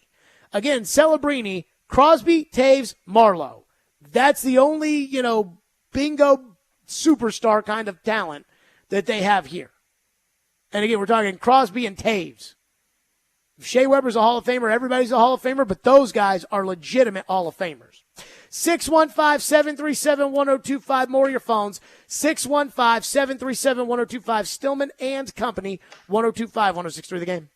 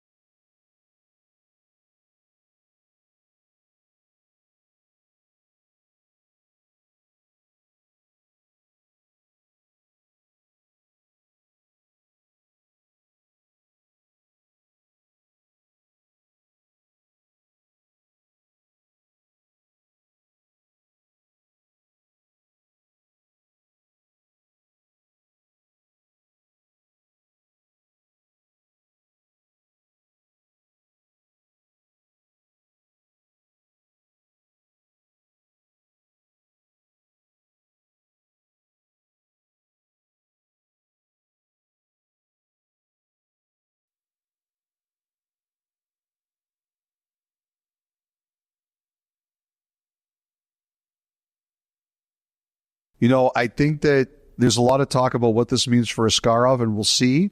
But the one thing I love about Barry Trotz is he's super blunt. I think it was Alex Dougherty this week that was talking with Barry Trotz. Dougherty covers the Predators for the Nashville Tennessean, and Trotz said some quote. He's so good. He said, Yaroslav Askarov will be ready, not when you think he's ready or the fans think he's ready or I think he's ready. He'll be ready when he's ready. So I mean, we'll see how the player feels. You never know. But the Predators, they are not rushing this guy. And it was. He's still only in his early 20s. Yeah, but you know how some kids I know, are. but it is. Like, they want to play. I know it's first round pick and all that, but he's a goaltender. There you go. That was 32 thoughts talking about, hey, what are they going to do there as far as this is Askarov is concerned. And again, Pierre LeBrun saying that the Predators are not really all that interested in moving Askarov, but they're trying to get into the top 5, and they will use Askarov in order to get there. Boy, people on the text line are mad at Corey Curtis. My goodness. Again, Corey Curtis would move into the top 5. He'd trade Askarov, 22, next year's first, and Evangelista in order to be able to do it. So I have up in front of me the Athletics rankings on these players. There's only one Tier 1 player, which is Macklin Celebrini. Tier 2, a right winger, Ivan Demidov from Russia. A defenseman, a right shot defenseman, Artem Levshanov. A left shot defenseman, Zeev Boyum. I'm sorry, I can't pronounce any of these. It's hard, names. yeah. Zane Pareka is a right shot defenseman. Sam Dickinson, I can pronounce that. Sam Dickinson is a left-handed shot defenseman. Cole Iserman is a U.S. national team player. He is the 7th. He's a left winger who they have in here. Berkeley Catton is a center out of Spokane who is, again, he's 5'10", 170. And if they say he's 5'10", I think they say Saros is 5'11" or something like that. Saros is shorter than me. So he's definitely not, and I'm 5'8". So Saros is definitely not 5'10", 5'11". So this Berkeley Catton is really more like 5'8", 5'7", something like that. Another defenseman, Caden Lindstrom, 6'3", 210. And then Constra Helenis is a center. He's part of Tier 3. Taja Ginla starts off Tier 4 at number 12. When you get down to where the Predators pick at 22, there's Sasha Boysevet, who's Canadian, Boisvert, and I'm looking at what they say he would compare to. Let's see. Middle 6 upside. So that's what you're looking at 22, is middle 6 upside at 22, whereas there's top 6 upside if you move up there. So what is it worth in order to get there? Let's go to Ryan, who's up next, has been waiting patiently on the program. Ryan, thank you for calling. Go ahead. What's going on, Jerry? Hey, to add to what I texted in, the Devils have also known they would move John Marino. So what if a trade of the 10th overall pick, John Marino and Alexander Holtz, who they took 8th overall in front of a Scarf, which doesn't fit the system, for a Scarf, Sissons, and either Fabro or Lazan and the 22nd overall pick. Would you turn that trade down? Okay, so 10, Holtz, and Marino for Askarov, 22, Sissons, and who else? Either Fabro or Lazan. Okay, we'll give away Fabro because he sucks, so we'll put him in there. Ryan, thank you. Ian, who is Marino? I believe he's the defenseman. Is he any good? Not really, no. So then let's just take him out of this. He must have a bad contract or something. Whatever. Let's take him and Fabro out of this then. And Sissons, because they don't want Sissons. Okay, so 10 and then Holtz, who's the former 8th overall pick in the 2020 draft, who I did see was on the trade board. Him for Askarov in 22. Yes. Again, Askarov, there's no value anymore with Askarov. You've got Saros signed for 9 years. There's no point in keeping Askarov around if you can go get a top 6 forward or a potential first or second line center. There's no reason to have Askarov here because, again, when you draft a guy in the NHL, they're 3 to 5 years out. So a pick today, even if you move up, unless you're getting Macklin Celebrini, who's going to play right away, if you get a pick today and you move all the way up, this guy's not going to be a Nashville Predator until 2028 anyways. So it's not like, you're going to it's going to happen now. Well, because you just gave Saros the contract and the way that they want to really take their time on Askarov, if he was eventually going to be your starting goalie, he wouldn't be your starting goalie until 2028 anyways. So why not make the move of Askarov in order to get up there and go get a guy who will be ready by the time that you might turn it over to Askarov. It seems pretty simple to me. Now, again, I don't know who this Marino is, and what's the rule? If I don't know who you are, you suck. Joey from Bellevue says, do any of these top players have the potential to be big boy forwards or defensemen? Why would they trade of that position? I wouldn't. You mentioned no one wants the players you don't want. Everyone knows the position they are in, and now properly think we are doing you a favor taking Askarov off your hands because of the Saros deal.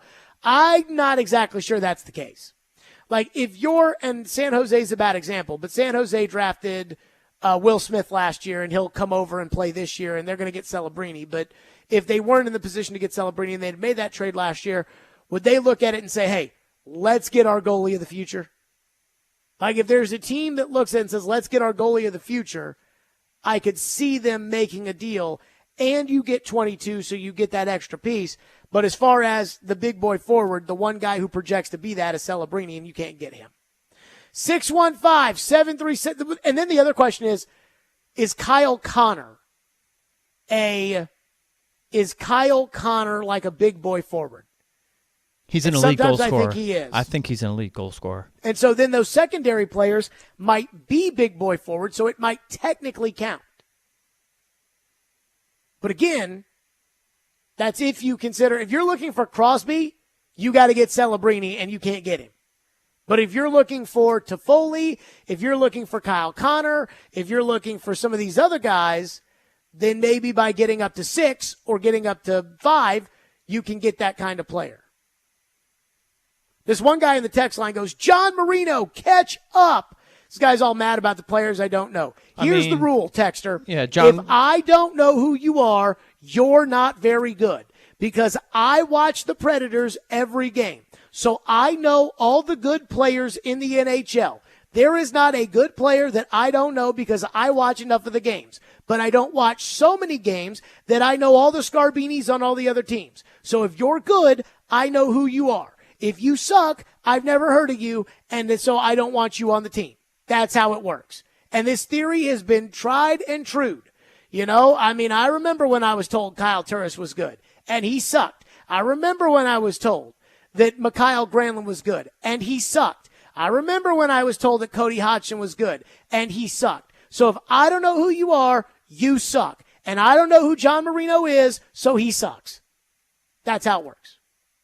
I hope people don't like that, but that's how it works.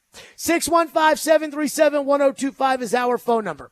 I am not a fan of the UC Saros trade, but I am a fan of Barry Trotz being the GM of my team, which means there's just one thought. There's just one thought that I have on this that I want to get to, and we'll do that next. Stillman & Company, 102.5, 106.3 The Game.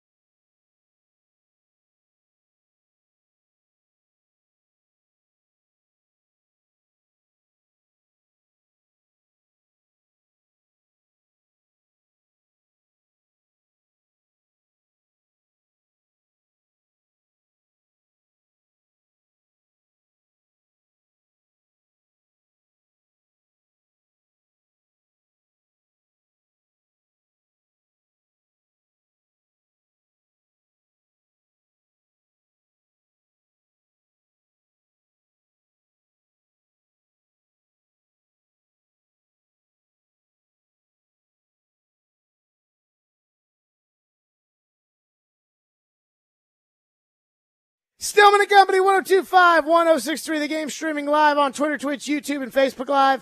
Live on a Fireball Hot Take Friday from the Busy Bee Plumbing, Heating, and Air Conditioning Game Nashville studios. So I've learned something about, I'm not going to say old people. I'm going to say older people. That's probably the right way to say this, right, Ian? Sure. I've learned something about older people, which is that for some reason they love to tell the same story over and over and over again. I've told you I've watched a documentary on Warren Buffett. I've watched Warren Buffett's speeches. I've read, different things about Warren Buffett. Warren Buffett tells the same story about how he learned to invest from reading Ted Williams' Art of Hitting book over and over and over and over again. Now, in some fairness to Warren, people probably ask him the same question. Hey, Warren Buffett, how'd you get so rich? And so the story probably should be the same. But there was one story that David Poyle told repeatedly over his career. In fact, I was talking this morning to Adam Vingan, and I said to Adam, David Poyle's story about when he acquired Rod Langway? And he says, oh, yeah, you mean the one where Abe Pollin picked up the phone? I said, yes.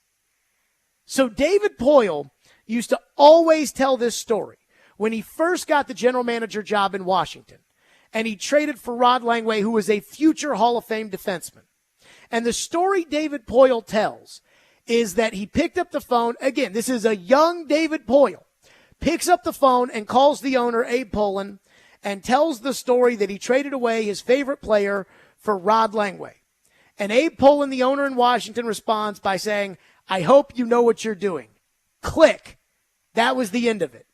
And that's kind of the story here.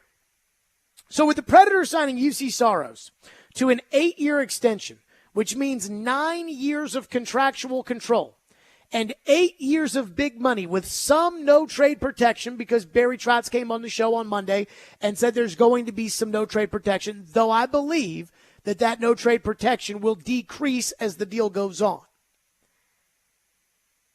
I hope Barry Trotz knows what he's doing.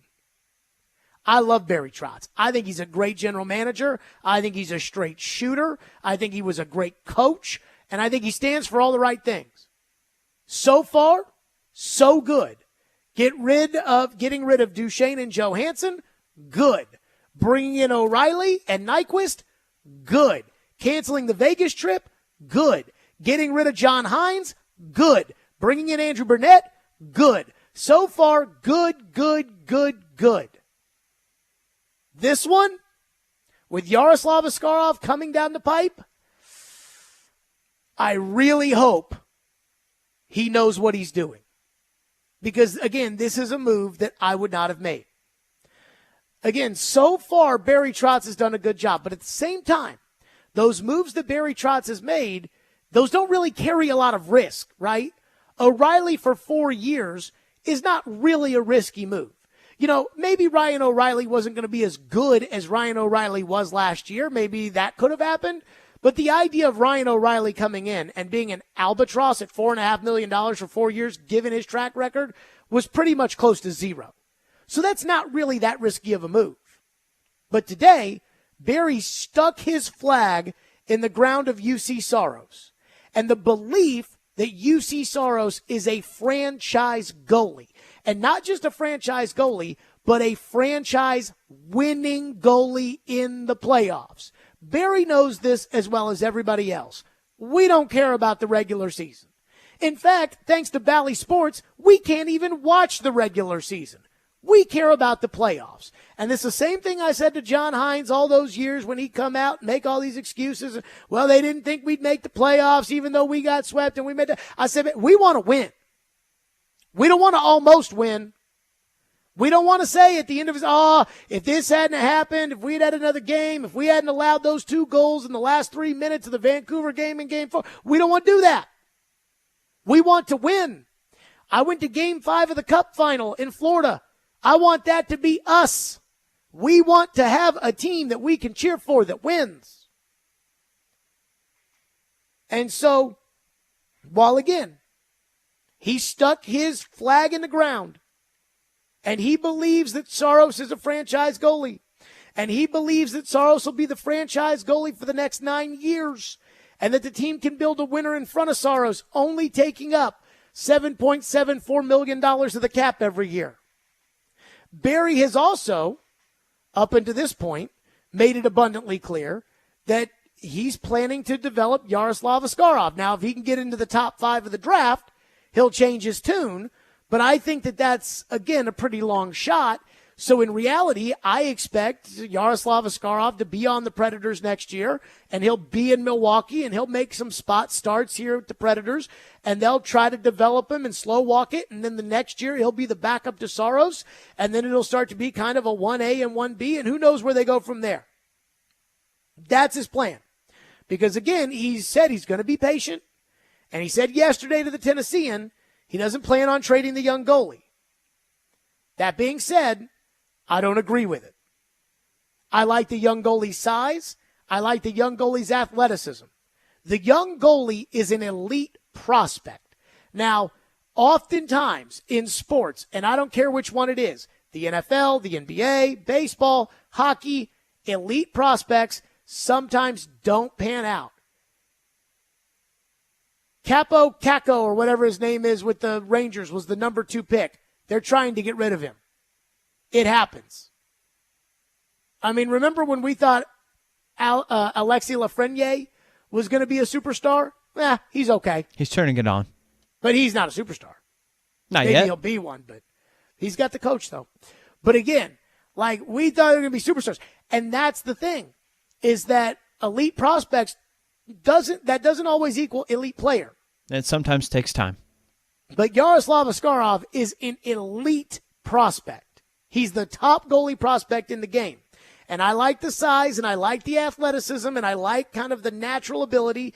And quite frankly, as a Predators fan, I'm sick of losing in the playoffs with Saros in net. Maybe it's not his fault, but every time they lose, I'm sick of being told after they lose to Alex Nedeljkovic or Pavel Francois or Arthur Sheloffs or Casey DeSmith, or I'm tired of being told, oh, well, it's not Saros' fault. Really? I mean, 31%. That when he first started playing in the playoffs, there was Matt Duchene and Kyle Turris and Matthias Ekholm and Ryan Ellis and Victor Arvidsson. All these guys were on the team. Now none of those guys are on the team. He still loses. So not only is he all in on Saros, which is a big flag to plant into the ground, but he's also pretty adamant, unless he gets blown away, that he's going to keep the young guy, which most people in the NHL world do not believe is possible. Boomer Gordon said on his show today on SiriusXM NHL Radio, he's like, you can't keep the young guy now. But Barry's convinced, no, we're going to do things my way. And I am a believer in Barry Trotz. I believe in his coach. I believe in his vision. I believe in his honesty. I believe the way he treats the fans. I mean, I believe in all of this. So I will say the exact same thing that the late Abe Pollin, the former owner of the Washington Capitals, said to a young 10-day-old general manager in David Poile after he traded away his favorite player.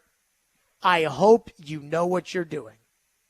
Because you know what Abe Pollin, when he clicks off the phone after David Poile tells him that he traded away his favorite player for a future Hall of Fame defenseman, I should add. And by the way, that's future Hall of Famer David Poile that he's on the phone with. But what he's saying is, as the owner, I hope you know what you're doing. Because if you don't, what do you think the alternative is? So when it comes to the Saros deal, this is a massive franchise-altering decision. And it's not one that I'm in support of, even though I support Barry. I hope he knows what he's doing. 615-737-1025 is our phone number, 615-737-1025 here on our program. And there is a player that I do think the Predators, there's a big name I do think the Predators are going to go get. I do. We'll get to that coming up later this hour, but also what a former NHL general manager said today about the Predators' decision to extend UC Saros. And do we think this is what Barry is thinking? We'll get to that next. Stillman and Company on a Fireball Hot Take Friday, 102.5, 106.3 The Game.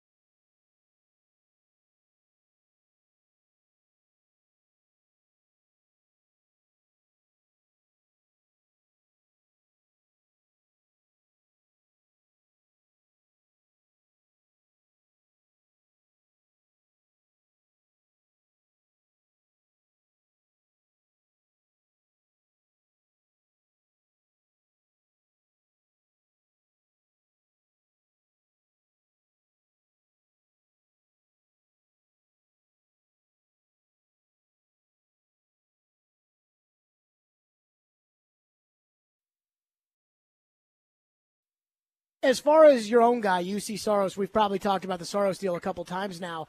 Are there lines in the sand when you guys approach Saros' camp, whether it's trade protection or length or whatever it may be, that you guys, just as much as you want to get a Saros deal done, you're not necessarily willing to cross? Or is this we're going to find a way to get this deal done kind of situation?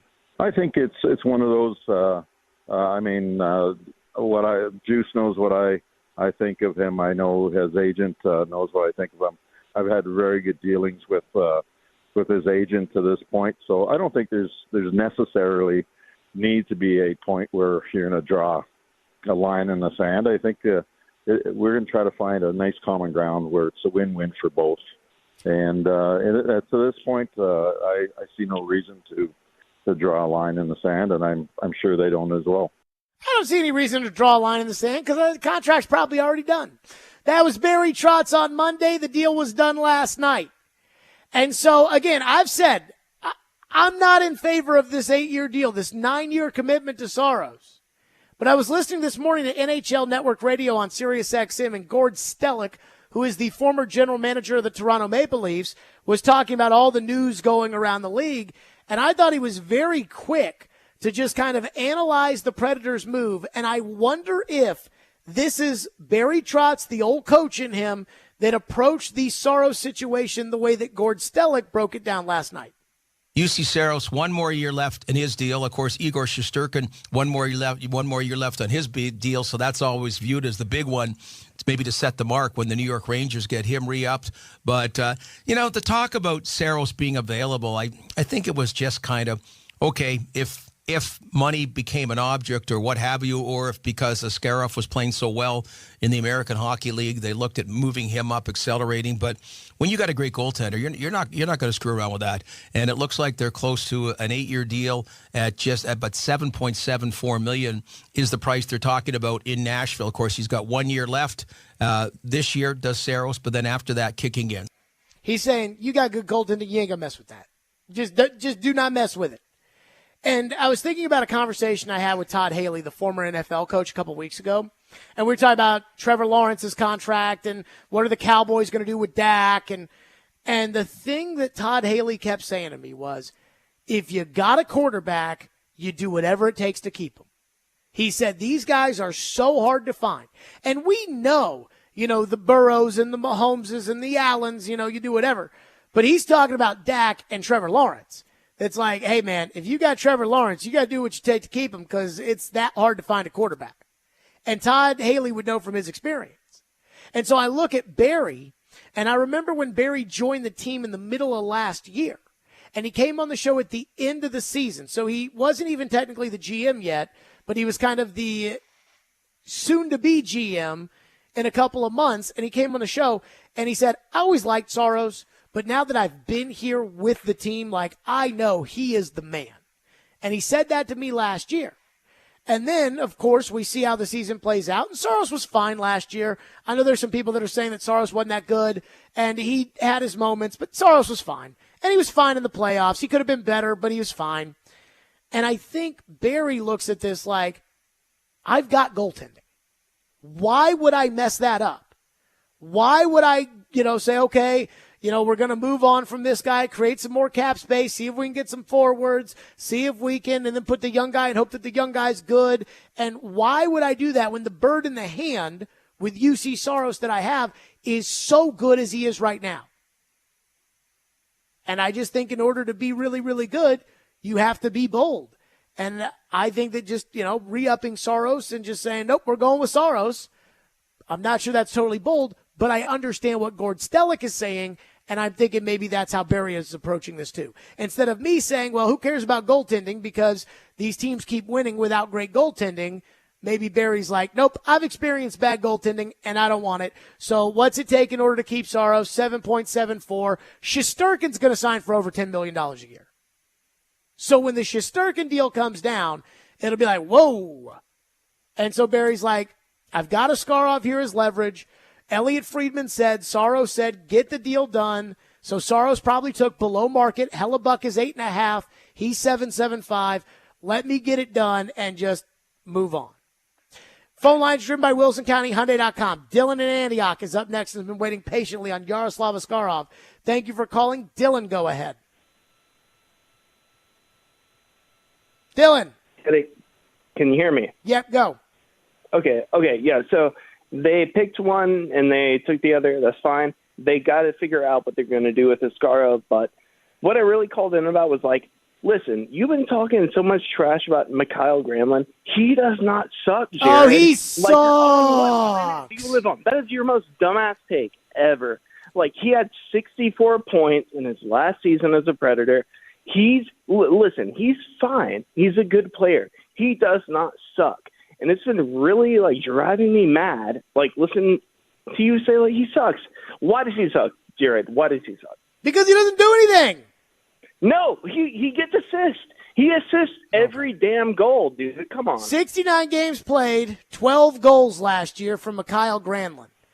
Mikhail Granlund the year before that had 10 goals. So 12 goals last year, 10 goals the year before that, 11 goals the year before that, 13 goals. How many Craig Smith, who gives a rat's ass? Craig Smith. Points.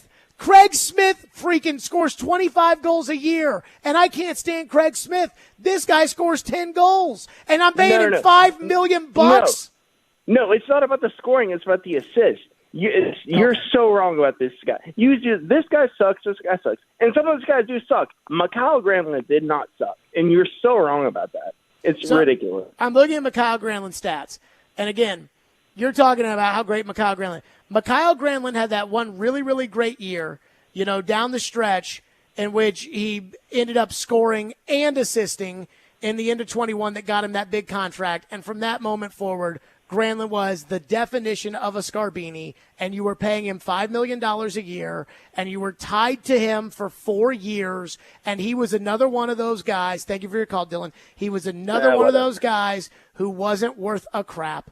And David Poyle was telling us, no, we can win with this guy. And it was like, no, you cannot.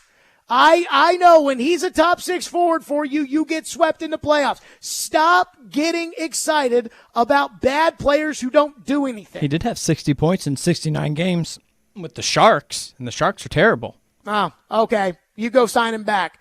You want to know why he's on the Sharks? He's on the Sharks because nobody in Pittsburgh could believe, I believe it was Ron Hextall that acquired him.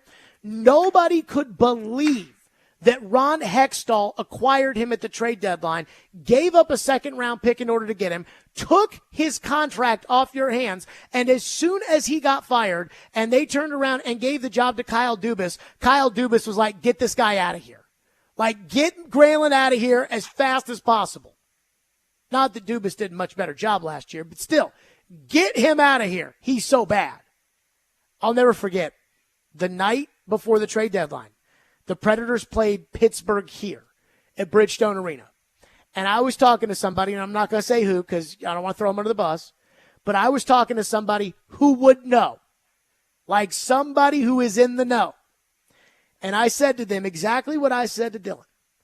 I said, Granlund sucks. And they turned to me and they said, did you just see him with the puck on his stick in front of the net? He won't even shoot it. So he won't even shoot it. I can't believe it. And I was depressed because I figured that the Predators were stuck with Granlund. And so I'm sitting there, again, this Pittsburgh game, and the next day it comes out that they traded Granlund to Pittsburgh for a second-round pick. And I was like, what? What, they gave you a second-round pick? Like, it's one thing to get rid of a bad contract, to take on another bad contract, or to get rid of a bad contract and to get a sixth. I mean, you gave up a sixth for Jason Zucker, and Jason Zucker is good. They gave up a second for Mikhail Granlund. Granlund's terrible. And, I mean, I'll never forget the day they acquired Mikhail Granlund, the same day they got rid of Ryan Hartman, which I was right about that too. And they got rid of Ryan Hartman. They acquired Mikhail Granlund. They acquired Wayne Simmons that day. And I remember Ryan Porth telling me, no. He's good. He's good. Trust me. I said, okay, he's good. Then he didn't do anything. And I said, well, what's the deal with this guy? And it said, well, he's more of a creator than he is a scorer. Okay. Give me assists, guys. One of the all-time greatest moments of this radio program. in its Jared and the GM infancy? You know where I'm going with this, don't you? No. Victor Arvidsson couldn't score in the 2017 playoffs, but he was getting a lot of assists. And Floyd went off because Floyd had just learned how secondary assists work. And he's like, so wait a minute, you can pass it to the guy who passed it to the guy who scores and you get an assist? And he went off about how he didn't care about assists. And I mean, the phone lines just had it with him. And so I kind of checked out at one point when he and a caller were yelling at each other. And he went to go hit the phones, and he didn't know how the phones worked. And he went to go hit the phone to get the guy off the air. And we just heard like a busy tone go out over the air. I laughed so hard.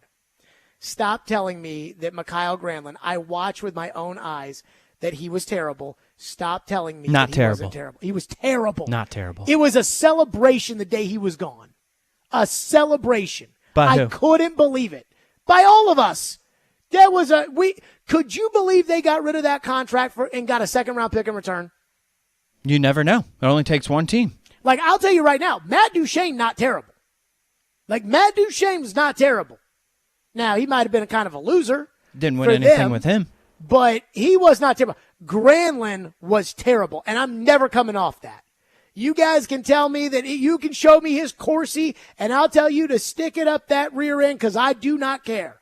I watch that guy play, and I'm still waiting for him to do something meaningful. 25, 26, 27, nothing. More your phone. 615-737-1025. Plus, there is a player that is out there that has been rumored to the Predators, and I think they're getting him. I really do. My gut is telling me they're going to get him. We'll get to that coming up next here on the program. Let's talk Window Nation. Now, Window Nation, that's reliability. That's somebody, I don't have to tell you how good Window Nation is. You need to experience it for yourself, and you'll be like, wow, Jared, thank you. Window Nation is my company that I trust. I had them out to my home, and I said, please tell me about your windows. They did. I said, please look at my windows and tell me what needs replacing. They looked at my windows. Again, this is a salesperson that drove all the way out to my house to give me their presentation on their good, better, best windows, and they said, Jared, you do not need to replace your windows. I said, what? They said, yeah, you don't need to replace your windows. You've got good windows. And I said, okay, if this salesperson is going to take that time out of their day and they are going to show up to my house and they're going to tell me, no, you don't need to make a purchase with us, that's how I know it's an honest company. That's how I know I can tell you guys that they are an honest company. They are the best. And they got a great deal for you right now. Save during Window Nation's semi-annual sale. If it's too hot in your home, your energy bills are going through the roof, don't let that happen. The semi-annual sale ends in 2 days on June 30th. So get 50% off all windows along with no interest for 5 years, plus a bonus 10% savings when you schedule an estimate. And again, I do know that this great deal is ending on June 30th. That's 50% off all windows, no interest for 5 years, a bonus 10% savings with that in-home estimate, 866-90-NATION or online at windownation.com. Again, it ends June 30th, 866-90-NATION, windownation.com.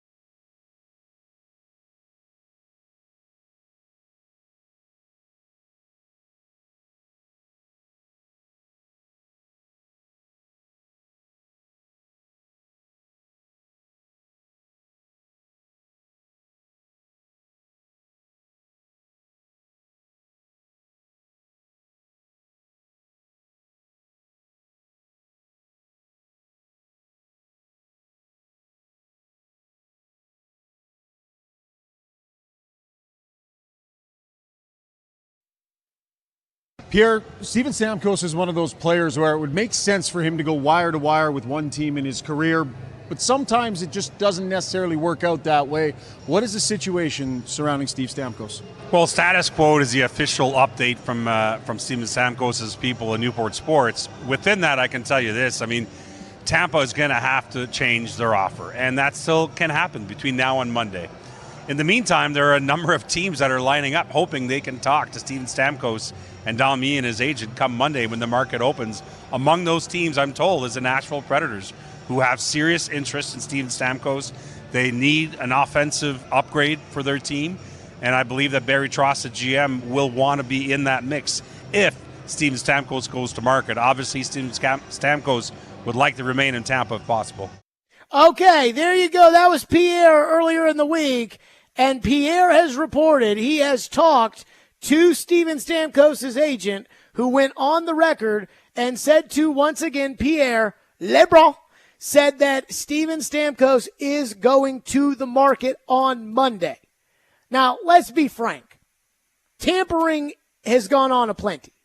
So if he says Stamkos is going onto the market, I interpret that as, barring Stamkos having cold feet, Stamkos is leaving. Stamkos already knows he's got an offer somewhere else that is way better than Tampa Bay's, which Darren Drager reported at TSN. The offers are way better, even though technically they're not allowed to talk to him. The offers are way better than what Tampa Bay's offering, and then that was 2 days ago, and today Pierre says he's going to the market, which means he's signing somewhere else. I think he's signing with the Predators. I think the Predators are going to add Steven Stamkos. And I'm going to tell you why. Because I think Barry Trotz, and I think Barry Trotz is going to give Steven Stamkos a 4-year contract. I would prefer 3, but I think in order to keep the cap hit down, he's going to go with 4. And I think he's going to go with 4 years at $8.25 million. Stamkos is making $11 million now. He is not, even though he's a 40-goal scorer, he is not an $11 million player at this point in his career, given his speed. I think they're going to keep him under the 8.5 that Philip Forsberg has. I think that's the number that they have to look at, and they have to say, we cannot pay you more than Yossi's 9, and we probably can't pay you more than Forsberg's 8.5. So instead of a 3-year deal, which he would probably want a little bit more money and maybe a little bit of less term. But I do believe that they'll give him $8.25 million, 4 years of Steven Stamkos, and I think they'll do it because he provides everything Barry Trotz wants. Number one, he can score, and Barry wants more offensive skill. I think Barry enjoyed, just like the rest of us, that run they had during the season where, Cole Smith would score one night, and then the next night Michael McCarron would score, and then the next night Kiefer Sherwood would score, and then the next night. But I think he knew, I need somebody that can put that puck in that net except for Forsberg, O'Reilly, and Nyquist. And I think he looks at Stamkos and he says, this guy can put that puck in that net. And so I think that's the first thing. He knows he can score. Even slower at an older age, he knows he can score. Number 2, he's another serial winner. Barry has said he wants to leave a spot open for a guy like Zachary Leroux. He wants to leave a spot open for a guy like Fedor Svechkov. He wants to leave spots open. Joakim Kimmel probably won't be ready next year, but it wouldn't surprise me if at some point, I think Barry wants to do this, I think Barry wants to bring guys up and then, send them back down. Get them 4 or 5 games and then send them back down the way he did with Spencer Stastny this year. It would not surprise me if they do that with Kimmel. And I think he wants those guys around Ryan O'Reilly, and he wants those guys around Philip Forsberg, and he wants those guys around Gus Nyquist, and he wants them around Steven Stamkos. And the Predators have a very strong connection to Tampa Bay. I don't know if you've noticed it in recent years, but the Predators have made moves with Tampa Bay. The Tanner Jeannot trade comes to mind, the McDonough there and back. There is a connection between the Preds and Julian Brisebois, the general manager out in Tampa. And I believe that the Predators want Stamkos, and the Predators are going to be aggressive to get him. And in order to do it, by not going over Forsberg's 8.5, is 4 years, 8.25. And you're probably going to have to give him a limited no move because he's not going to let you trade him to Calgary. So you're going to have to give him a limited no move. But I do think the Predators are going to end up with Steven Stamkos. Phone lines driven by WilsonCountyHyundai.com. One texter says, supposedly, or reportedly, I should say, reportedly the Lightning offered Stamkos a contract at $3 million AAV. That is a slap in the face to a player who just scored 40 goals and a point-per-game player. If I were the Preds, I would offer 3 years for around $8 million. See, here's the thing. If you want a guy, and there are wingers that are out there, like there's a whole slew of wingers, from Gensel to Stamkos to Marcia Show to, if you want a high-end winger, and you say 3 years, $8 million, that's my budget, you will end up with one of these high-end type forward winger type players. It might be Warren Fogle, but you'll end up, again, if you've got the money, there will be somebody there that will take the money at the end of the day. But if you want a specific guy, and this is why Ryan O'Reilly got 4 years last year, if you want a specific guy, you have to overpay. And I think in the case of the Predators, I think they want the specific guy. I think they want Stamkos. Like, I think they have him circled, and they say, this is the one we want. Just like I do think they have Chandler Stevenson circled, and they say, this is the other guy we want. Well, from what I was reading with Tampa, their strategy has been longer-term, shorter AAV to help their salary cap situation. So they might have been offering $3 million per year, but they were offering 6 years at $3 million to get the same amount of money on a shorter term, higher AAV. So they've been trying to kind of gain the system. Okay, so let's say that they offer Stamkos 6 years at $3 million per. So we're talking about, what is that, $18 million? 27. Why did I think that was 6 times 3? No, 6 times 3, you said? Yeah. Yeah, that's 18. Okay, so that's $18 million. Yep. Okay, so I'm offering him 8.25 for 4 years. That is significantly more money. That is correct. And so that's why, again, see, it's like, I was telling somebody with the Predators this a couple months ago. I think I've told this story on the air. But, I mean, it's kind of like a situation Caroline found herself in. But different, but similar, I guess. Let's say that Mad Dog Russo retires from Mad Dog Radio, Sirius XM. Mad Dog's what, Ian, 70? Think he's that old? He's in his 60s probably. Yeah, probably. How many more years do you think Dog has in him of doing a daily talk show every day?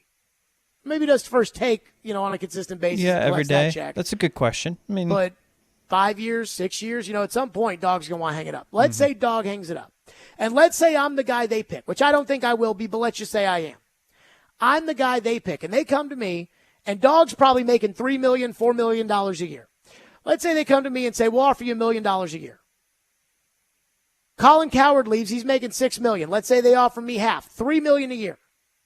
I can't say no to that. I cannot turn down $3 million. I cannot come back to my bosses here and say, hey, I'm getting offered $3 million. Local radio host, and again, I don't want to say that we're poor because we're not, and I am very appreciative of how my bosses take care of me, but I ain't making $3 million a year. They can't pay $3 million a year. If I went to them and I said, I'm getting offered $3 million a year, they'd say, congratulations, we love you, best of luck. That's just how it is.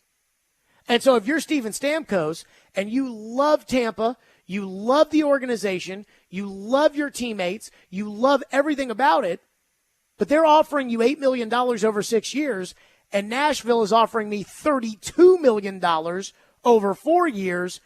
I mean, I'm taking that to Tampa and saying, guys, you got to do something for me. Mm-hmm. So if Tampa was offering, $3 million at 6 years to kind of spread the cap out a little bit, the Preds could turn around and offer the $6 million in 3 years, and you get your money a lot sooner, and a lot quicker. It's the same amount. So that's what they're kind of trying to battle right now. And here's the other thing. It reminds me of Dansby Swanson, right? Dansby Swanson's from the Atlanta area. Dansby Swanson grew up an Atlanta Braves fan. Dansby Swanson was drafted number 1 overall, traded quickly to the Atlanta Braves, spent most of his career with the Braves, won a World Series with the Braves, was a star on the Braves, and then he became a free agent. And the Chicago Cubs offered him $177 million over 6 years. And the Braves, when he brought that back to them, the Braves had an offer of 5 years and $100 million on the table. And Dansby went back to the Braves and said, look, they're offering me 177 over 6. What can you do? You know, if the Braves had offered, 6 at 140, he might have taken it. But the Braves said, you need to take that offer because we can't do that. And my guess is that Barry has to give Stamkos the kind of offer that Tampa has to look at and say to Stamkos, we love you, but we can't do that. And I think 825 is the number when it comes to Stamkos, that if they're offering him 3, and again, I don't even know where that report came from. That was just some texter in the text line said that. Yeah, it was in one of the articles, maybe the Pierre LeBrun article. Okay, and again, Pierre's talking right to the agent. Mm-hmm. And if the agent says that the team that's really interested is the Predators, or if we know Pierre's talking to the agent, which considering the fact that Pierre had a report coming from the agent today, on the record, we know Pierre's talking to the agent, and Pierre's saying the Predators are interested, that means it's coming from the agent, or it's at least confirmed by the agent, which means, and Pierre's got the number, and he's saying $3 million, Barry has given an offer that Tampa Bay can't match. Or at least up until this point, Tampa Bay is not willing to match. And so that's why I think it's going to come in at 825. Well, here's what Pierre said. When they were trying to keep Alex Killorn, they ended up offering Killorn an 8-year deal with a $2.5 million AAV. And instead, he signed for 4 years at $6.25 with the Ducks. And it was the same kind of concept. They were trying to get the total dollars at $20 million, and so that's what they're trying to do with Stamkos. His guess was $3 million over 8 years for Stamkos is what they're offering. Okay, so I just did the math on my contract at 825. In order to get that money to Stamkos over 8 years, they'd have to offer him 4.125. But again, if this is the case, Stamkos is sacrificing 4 potential earning years. Mm-hmm. And he says, I would imagine Newport Sports, his agency, would want something closer to $4 to $5 million per year, depending on how long the term is. Okay, so let's say 8 times 5 is 40. Yep. And so I'm offering, what am I offering? 33. So I'm offering 33 over 5, and they want 40 over 8, supposedly. See, yeah, I bet you my offer is probably right in where it comes in for Stamkos. And that's why Stamkos is saying you got to do better than that, because 33 over 4 is better than 40 over 8, because I just get it quicker. Yeah, I get it quicker and I get extra years. Mm-hmm. Stamkos is 33 years old. So a 4-year deal, he's 37. He can still probably play another year or 2. Mm-hmm. You sign for 8, you're not doing anything else. You're donezo, yeah. So I think the Predators are going to get Steven Stamkos. I think they're going to get him. I think they're going to get Chandler Stevenson, and I think they're going to get a defenseman. 615-737-1025 is our phone number, 615-737-1025. We're to your phones on that. Stillman and Company, 1025-1063 The Game.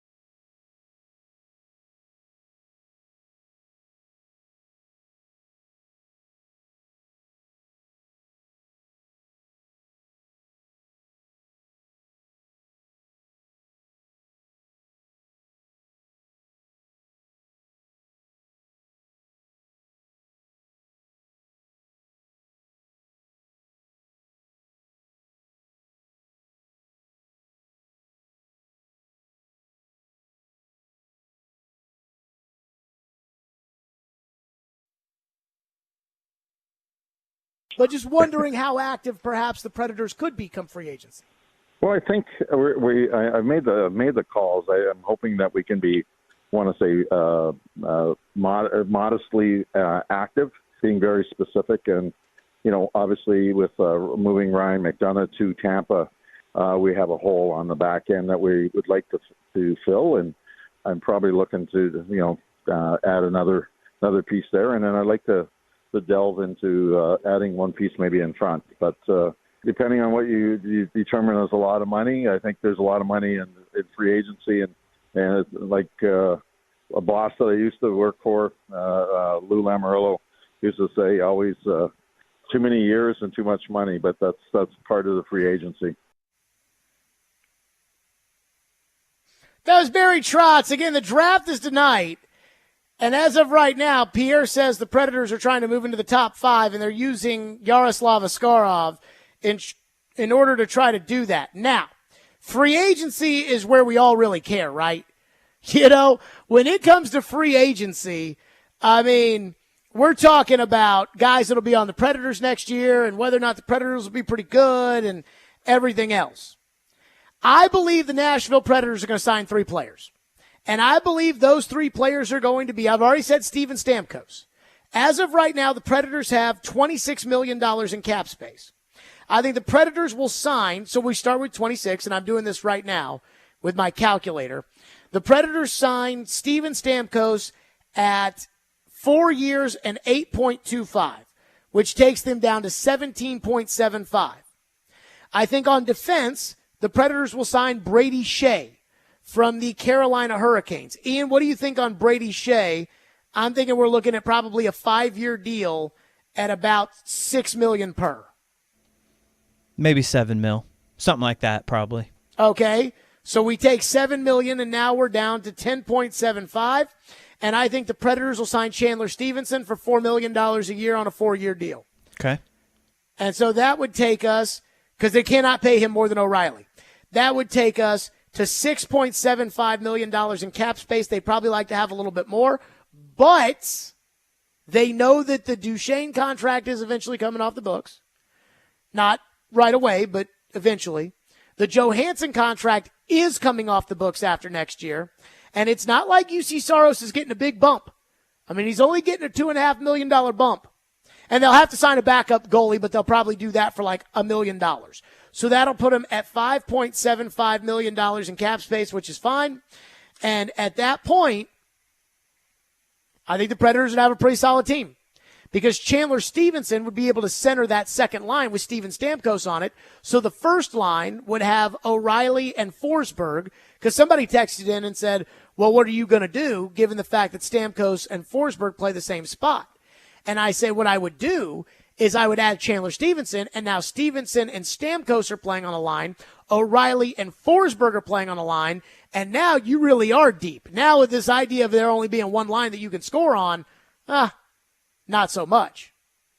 Texter says the rumor on Brady Shea is 6.75, so we got it close enough. One texter says, if Trotz walks away from free agency with Stamkos, Stevenson, and one of Roy Pesci or Brady Shea, he should forever be known as Barry the Godfather Trotz. Well, as much as I love that, and I do think you'd have a good team if you did that, as much as I would love that for right now, what's really going to determine whether or not Barry Trotz ends up being the general manager that we all hope that he'll be is how he does on nights like tonight. Now, it bores me to talk about these guys whose names I can't pronounce, who are from cities that I've never heard of in Canada and countries all over the world and everything else. But those guys do end up being Roman Josi. Those guys do end up being Pekka Rinne. And so it's like, can Barry Trotz with the scouts and the guidance that he leads the scouts on, can he find superstar players? He talked about it on the show saying, I looked into this with the scouts, and yes, everybody would love to have a Macklin Celebrini who's going to go number 1 overall.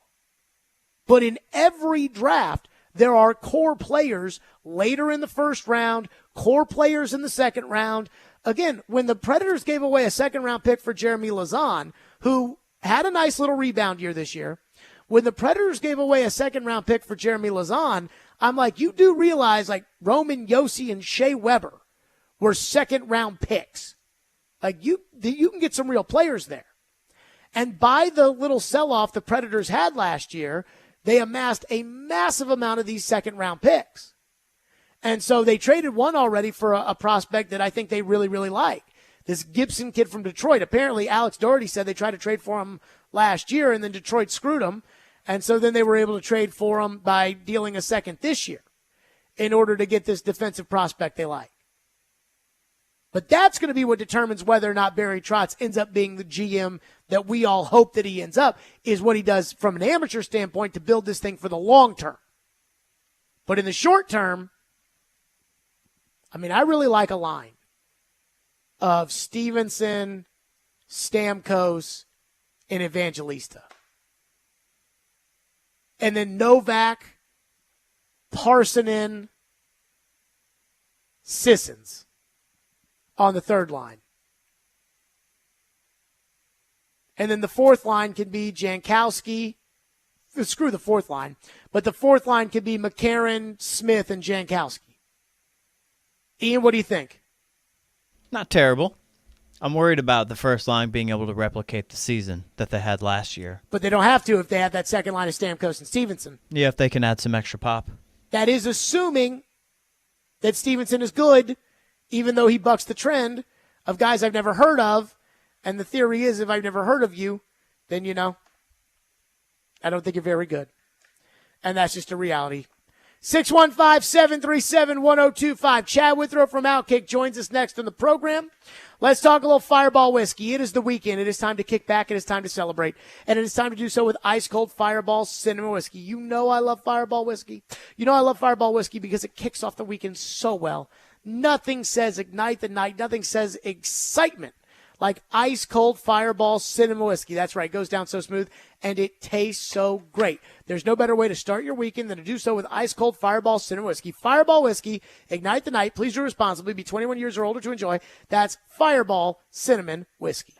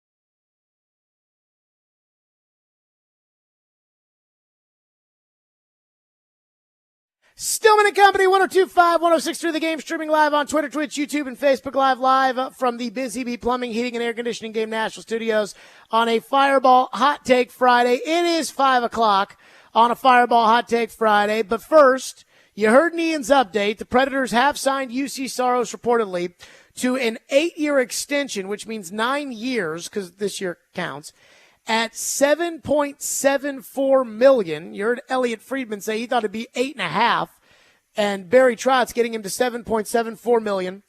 The Pierre LeBrun article that came out earlier today says that the Predators could have interest in Steven Stamkos, whose agent told Pierre he is hitting the market. 40 goals last year, 33 years old, and supposedly, they're wanting 5 years on an 8-year deal from Tampa. And it sounds like Tampa's offer's not good enough. And again, Pierre says that the Predators are in the mix for Steven Stamkos.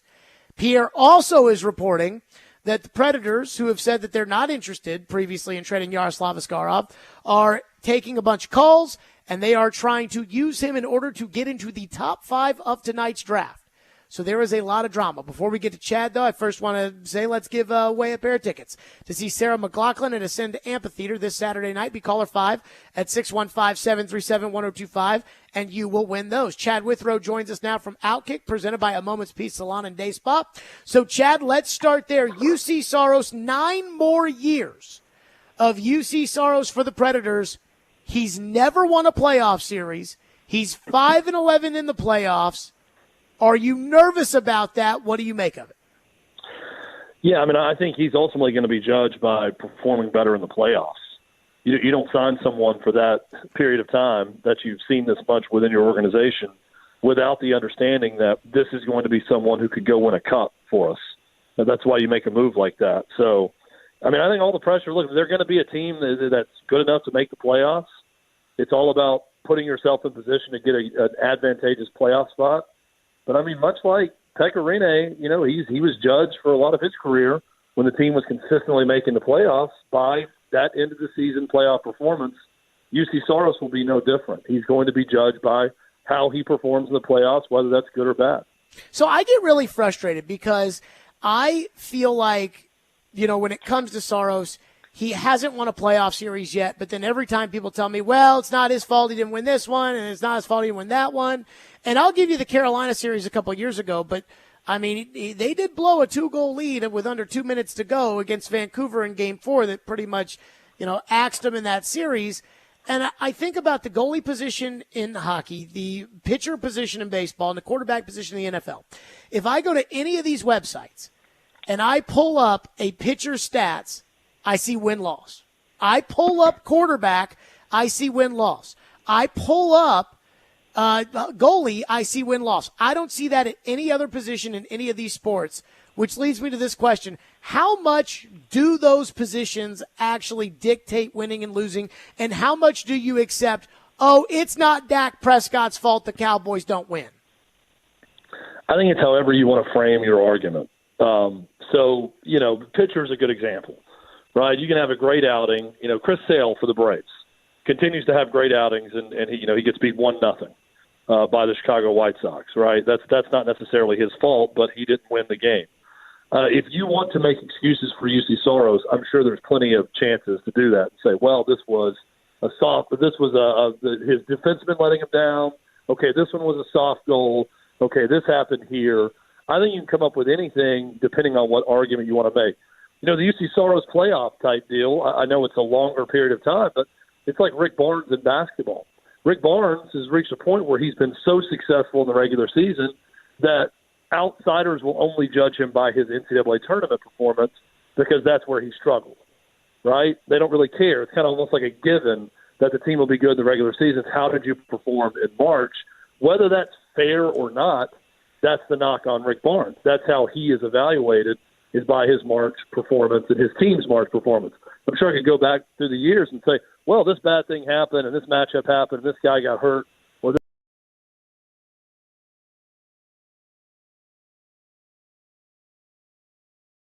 this loss, especially now that the organization has shown this level of faith in him, that's going to go in his column as the goalie from here on out, especially when this team gets the playoffs. And back in the playoffs next year and they don't win the playoff series, it's going to get hot on UC Soros.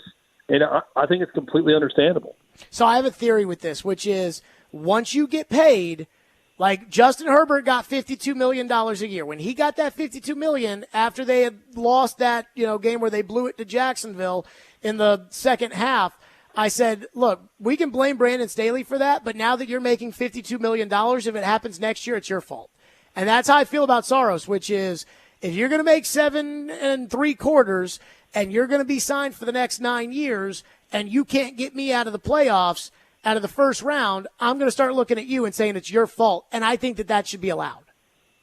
Yeah, and Justin Herbert is a great example because throughout his career, he gets the benefit of the doubt so far because of Brandon Staley, because of the receivers, because of the defense, whatever it is. That starts to go away the longer that you are around and you don't perform at a high level in the postseason. It becomes less about the supporting cast and more about you. And I think you're right, especially after you get paid the big bucks and get the big contract and your organization shows that faith in you, then it becomes about the player. Chad Withrow is with us from Outkick, presented by a Moment's Peace Salon and Day Spa. So the Predators have been rumored in some of these big names, Steven Stamkos and some of these defensemen and things like that. And so I have a theory they're going to sign 3 big names, including Stamkos, who, while he's a little bit older, is still, probably like DeAndre Hopkins, still probably at that level. They had a good season last year. They just signed the goalie. People started, when they had that win streak, people started to get on board again. And there was a sneaky little story. I don't know if you saw this in the Tennessean, but Alex Doherty put this out there last week, that if Bally Sports gets, trashed as it should in the bankruptcy court, the Predators may go to a free over-the-air channel. Again, that's Alex Doherty's reporting. They may go to a free over-the-air channel. Do you think if they can sign some big names in free agency this week and they get moved off of Bally Sports, that the buzz can start to get back to where it was before it started to erode kind of at the end of the David Boyle years? When you say free over-the-air channel, are you talking about like working out a deal with like a network? Or I'm confused what you mean by that. Okay, so we all know about Channel 2, 4, 5, those. Like the UPN, like where yes. Live Golf is on. Yes. They could theoretically have, okay, I got what you're saying now. They could have Preds games on. I'll say this about Steven Stamkos. I know who he is. I listen to your show, Jared, and half the names you throw out there that are big names in hockey, I've never heard of them. Sure. And I'm a very casual hockey fan, right? So I am no expert on this. Steven Stamkos, I know exactly who that guy is. That's a big market draw.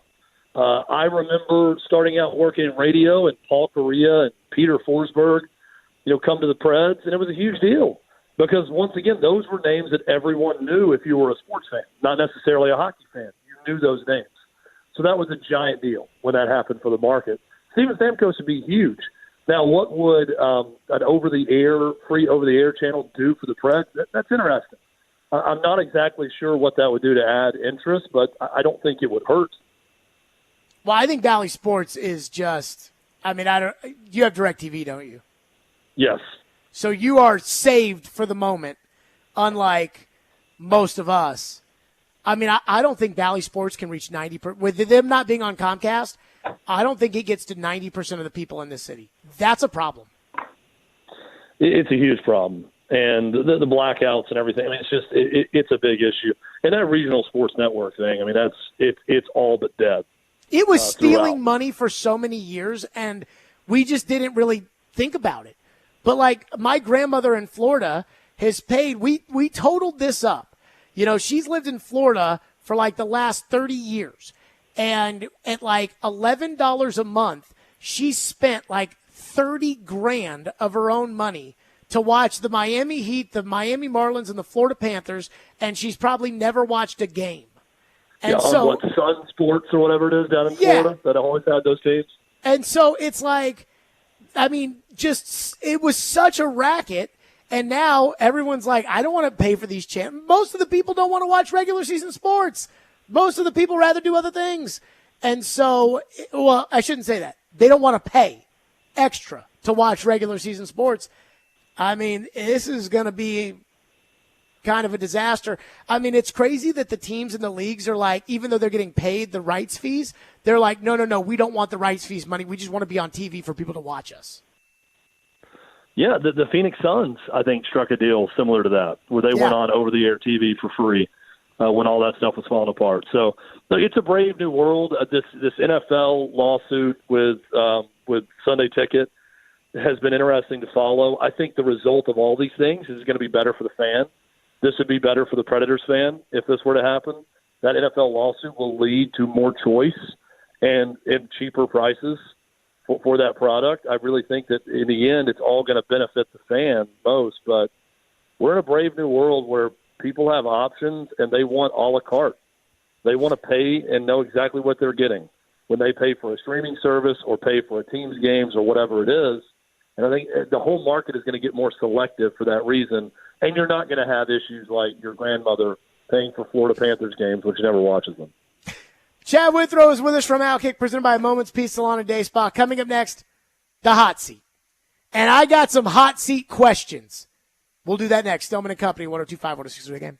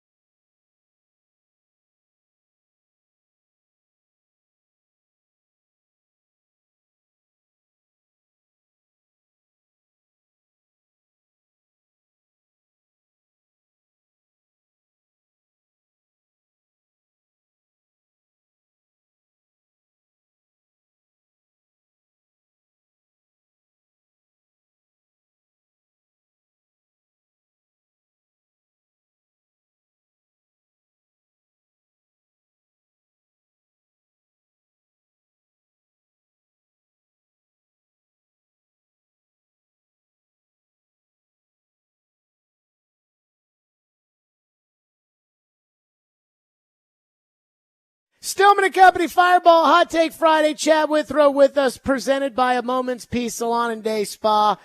And again, by the way, our NHL draft coverage and show and party live from Draft Picks at Fordyce Center Bellevue coming on. Ian, I believe right after us. Max will have it. Yep. There you go. And the report is the Predators trying to trade into the top 5 of the draft. Chad Withrow is with us. Chad, are you ready for the hot seat? I was born ready. Number 1, what did you think of the big TV ratings for the NHL's Game 7 of the Stanley Cup Final and the Tennessee A&M College World Series Final, even though they were played on the same night? So I have not seen. I saw the rating in the NHL. So the Tennessee A&M game had a good number too. The Tennessee A&M game had I think it was like 3.2, and last year 3.2 million, and last year it was 3.5 million without a Game 7 of the Cup Final going on at that time. So look, ultimately it all goes to the same place, right? It's all going to the same piggy bank with Disney on ABC and ESPN.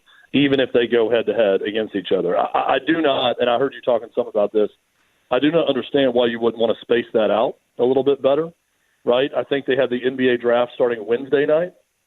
So if you had one on Monday, one on Tuesday, that would have been ideal. I know these schedules are done way in advance, so you can't really plan it out that way.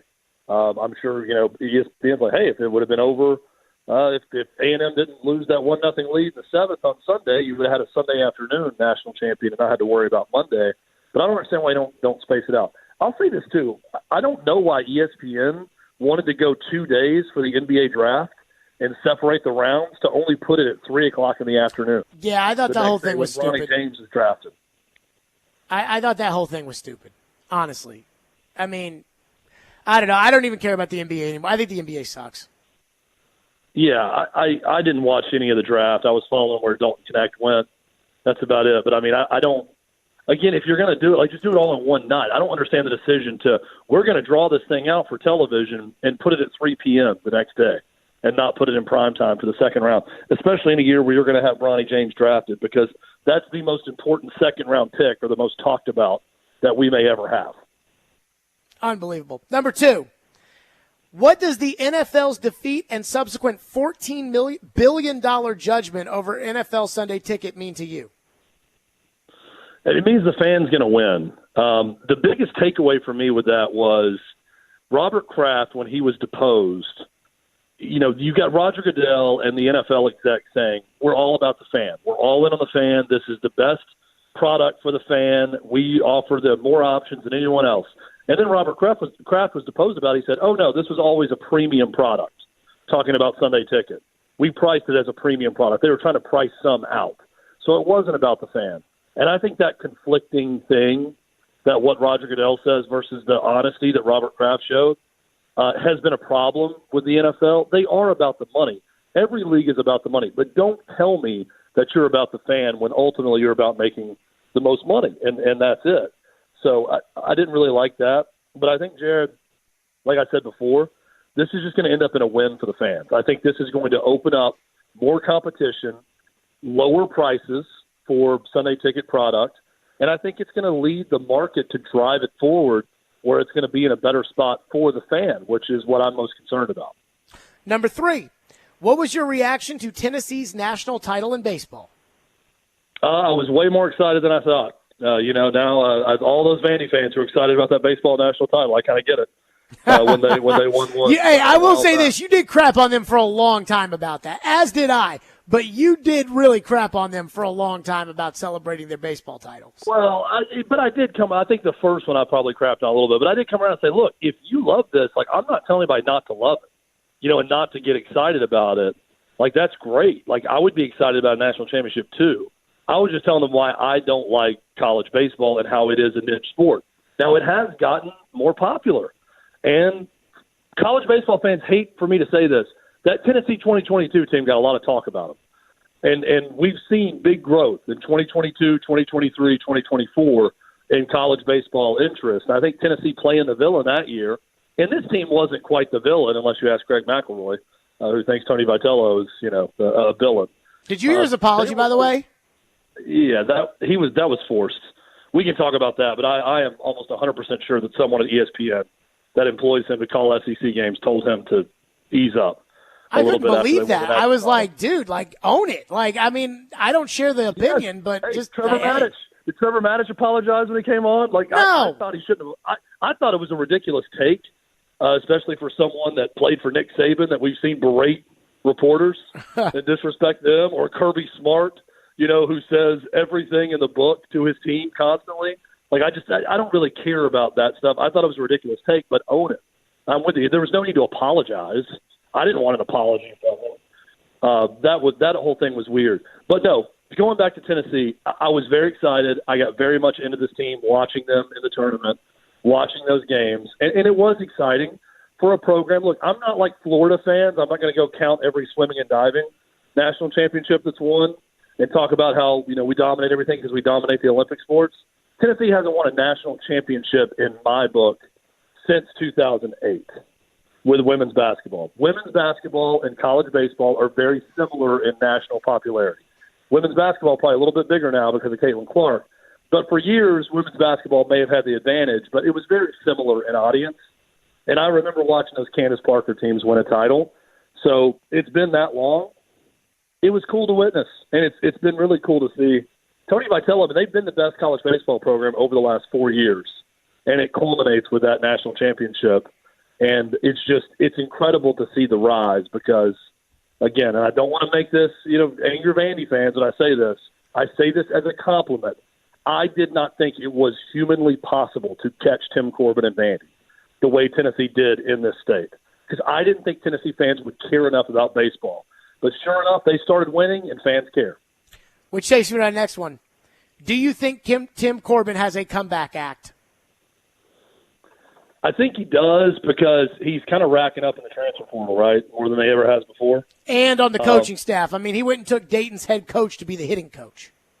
I also think that when Tony Vitello had that rant after they beat Evansville, and he said that thing about don't even come on a visit here if you're just trying to get top dollar, if that's all you're about, that was in response to a dude that was supposed to visit Tennessee and didn't because he committed to Vandy during that game.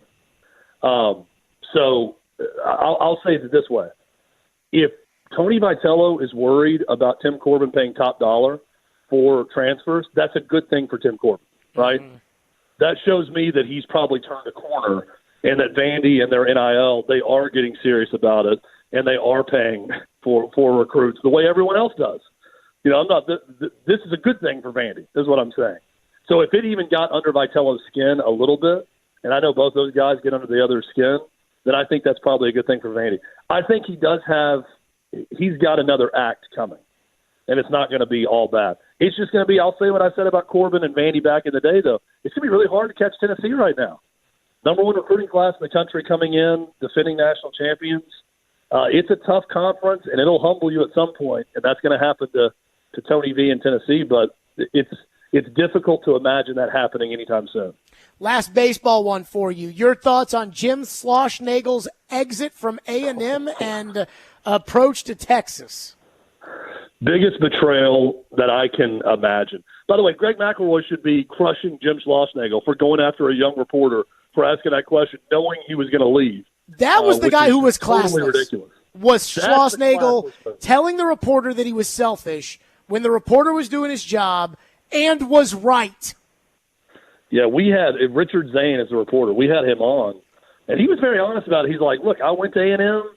I love this place. I grew up around here. He's like, it hurt to see the fans' reaction to it. He got drugged by A&M fans. And then when he left, they were all apologizing to the reporter for asking it at that point. So there's no good way to leave your university.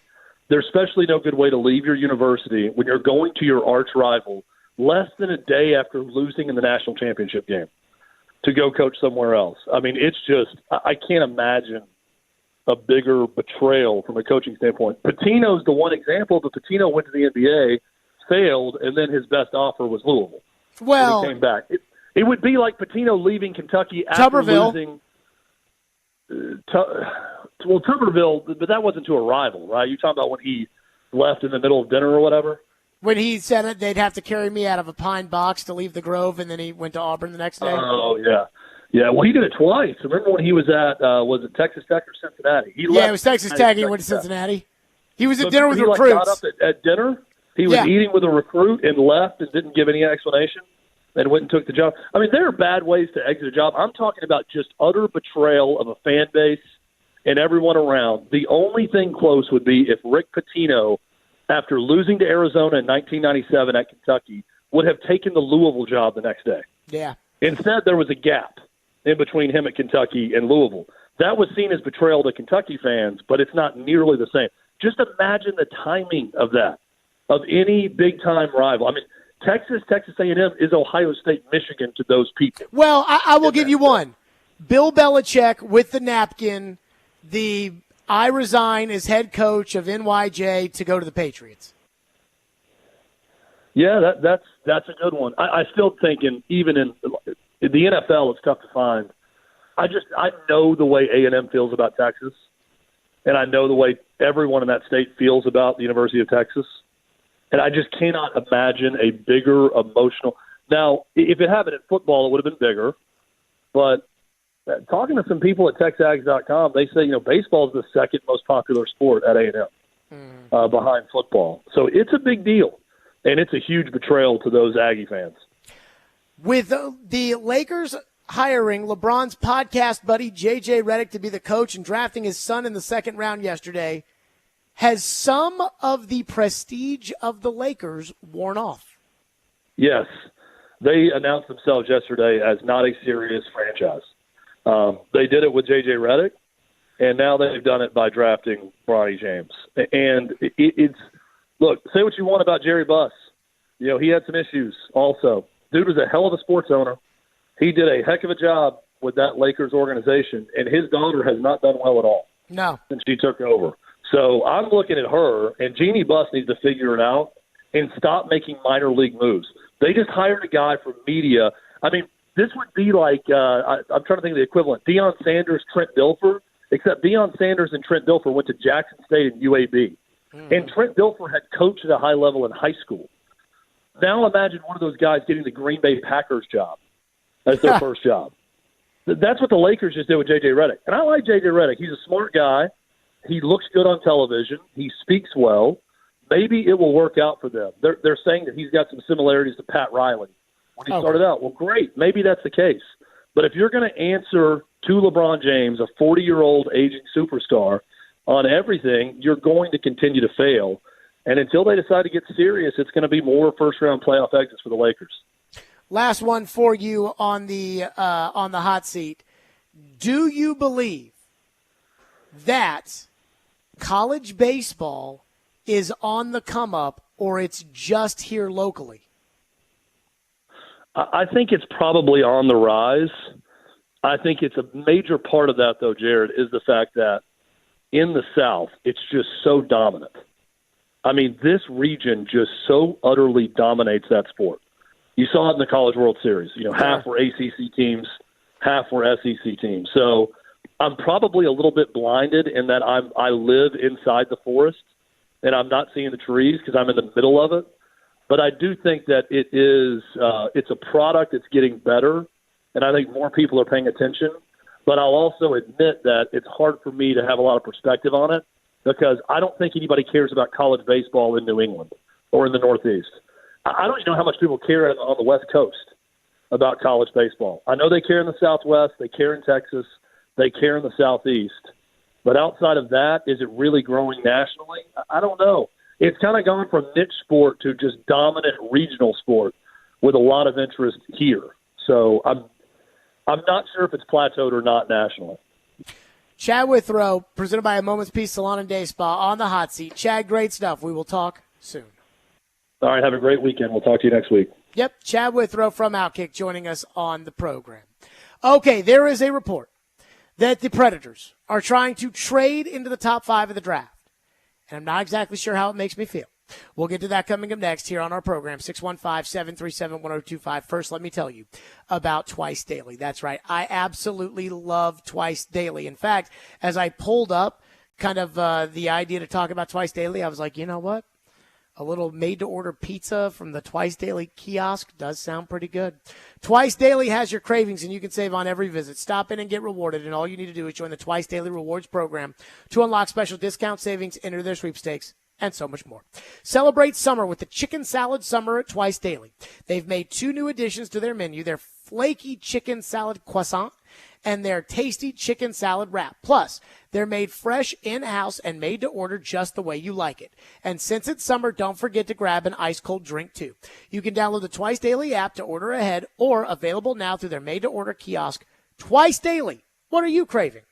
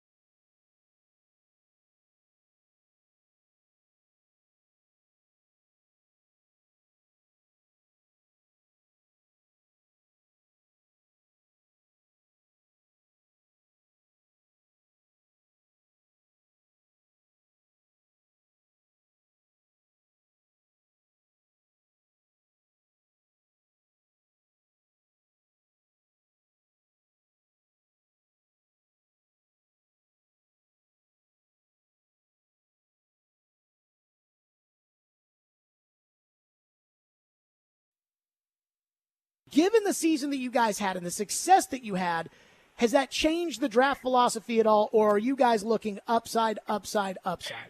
Well, I think we always want to look upside, but we're looking for unique skill sets. I mean, you can't have everybody having the same skill sets, or you just won't have what you need to win in the playoffs. So you want to create some different skill sets. So where we're drafting right now, I mean, obviously Celebrini is the cream of the crop. There's some high-end defensemen probably, and there's probably 4 or 5 that are sort of in that next level. I don't think it's a particularly deep draft when it comes to those high-end guys like last year, especially in the, probably the first 8 or 10 picks.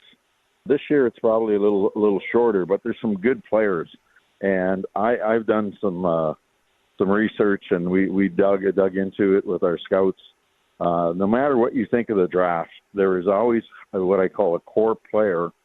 There's core players sprinkled into the first and into the second almost in every draft. We're talking about the Braden Points and the Sebastian Ahos and people like that.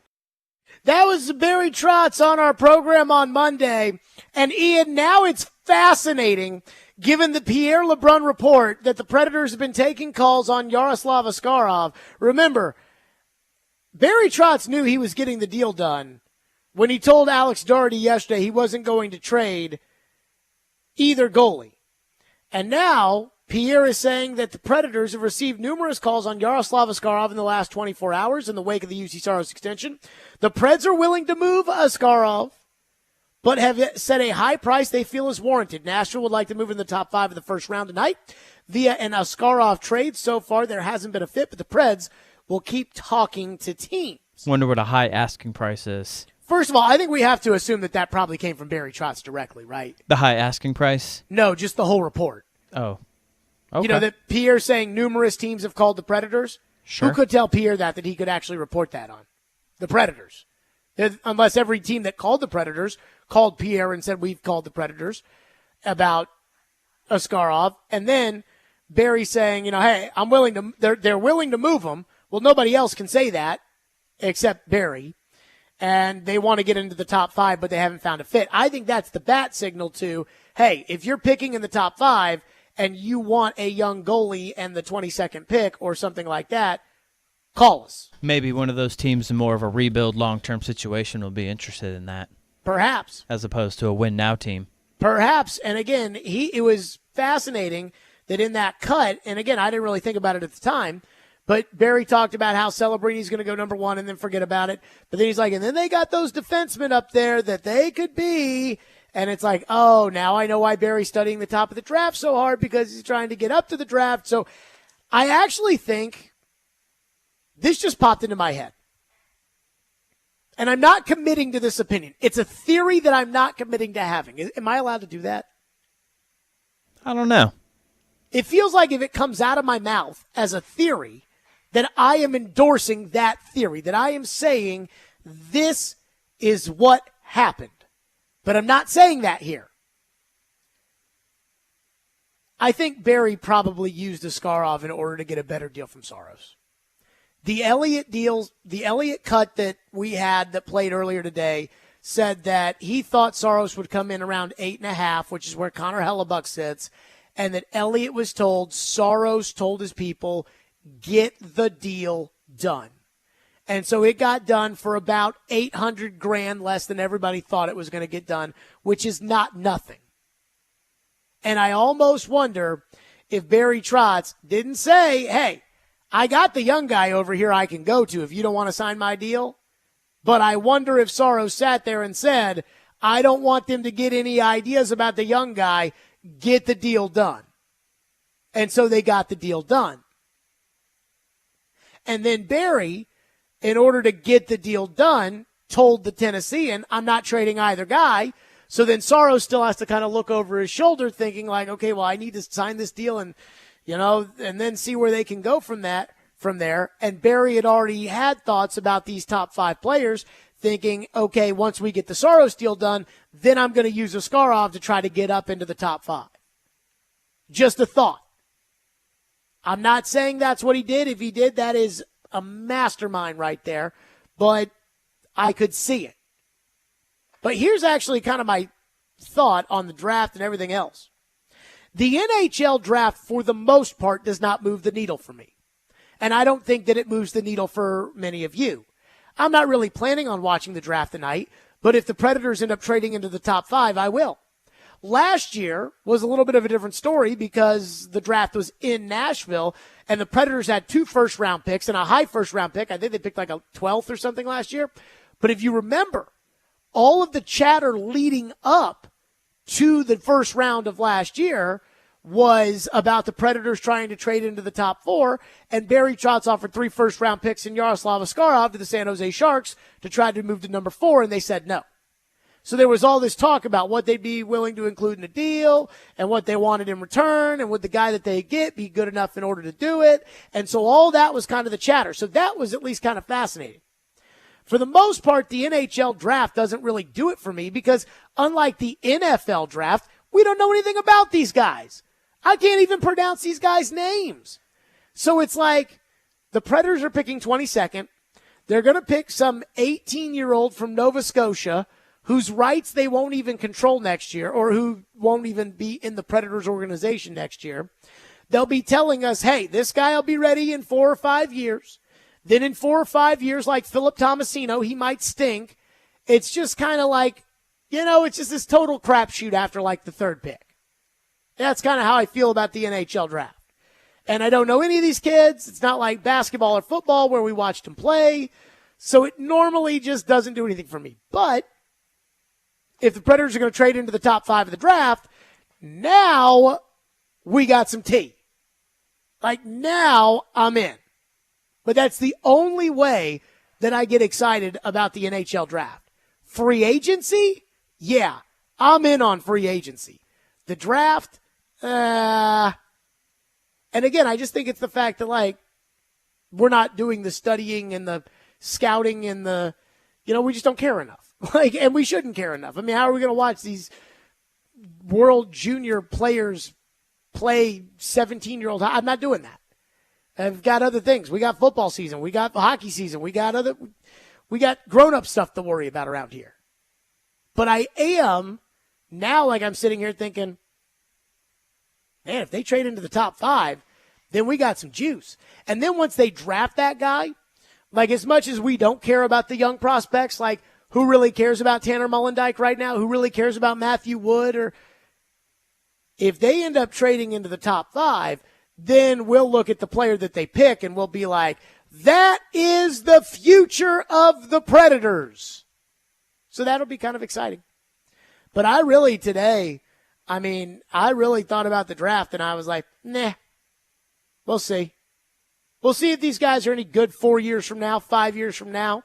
The way we're seeing with Tomasino and Afanasiev, and it's like, all those guys kind of suck. That's where we'll be in 5 years.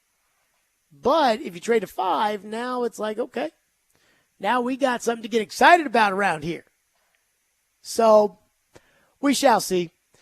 I will say this for the record. I don't think they're going to pull off a trade into the top 5. I just don't see it happening. 615-737-1025. We're back to your phones. And I believe by the time we hit the air on Monday, free agency will have opened up. So I've got my free agent big board in front of me. The guys I want on the Predators. We'll do that next. Stillman and Company, 102.5, 106.3 The Game.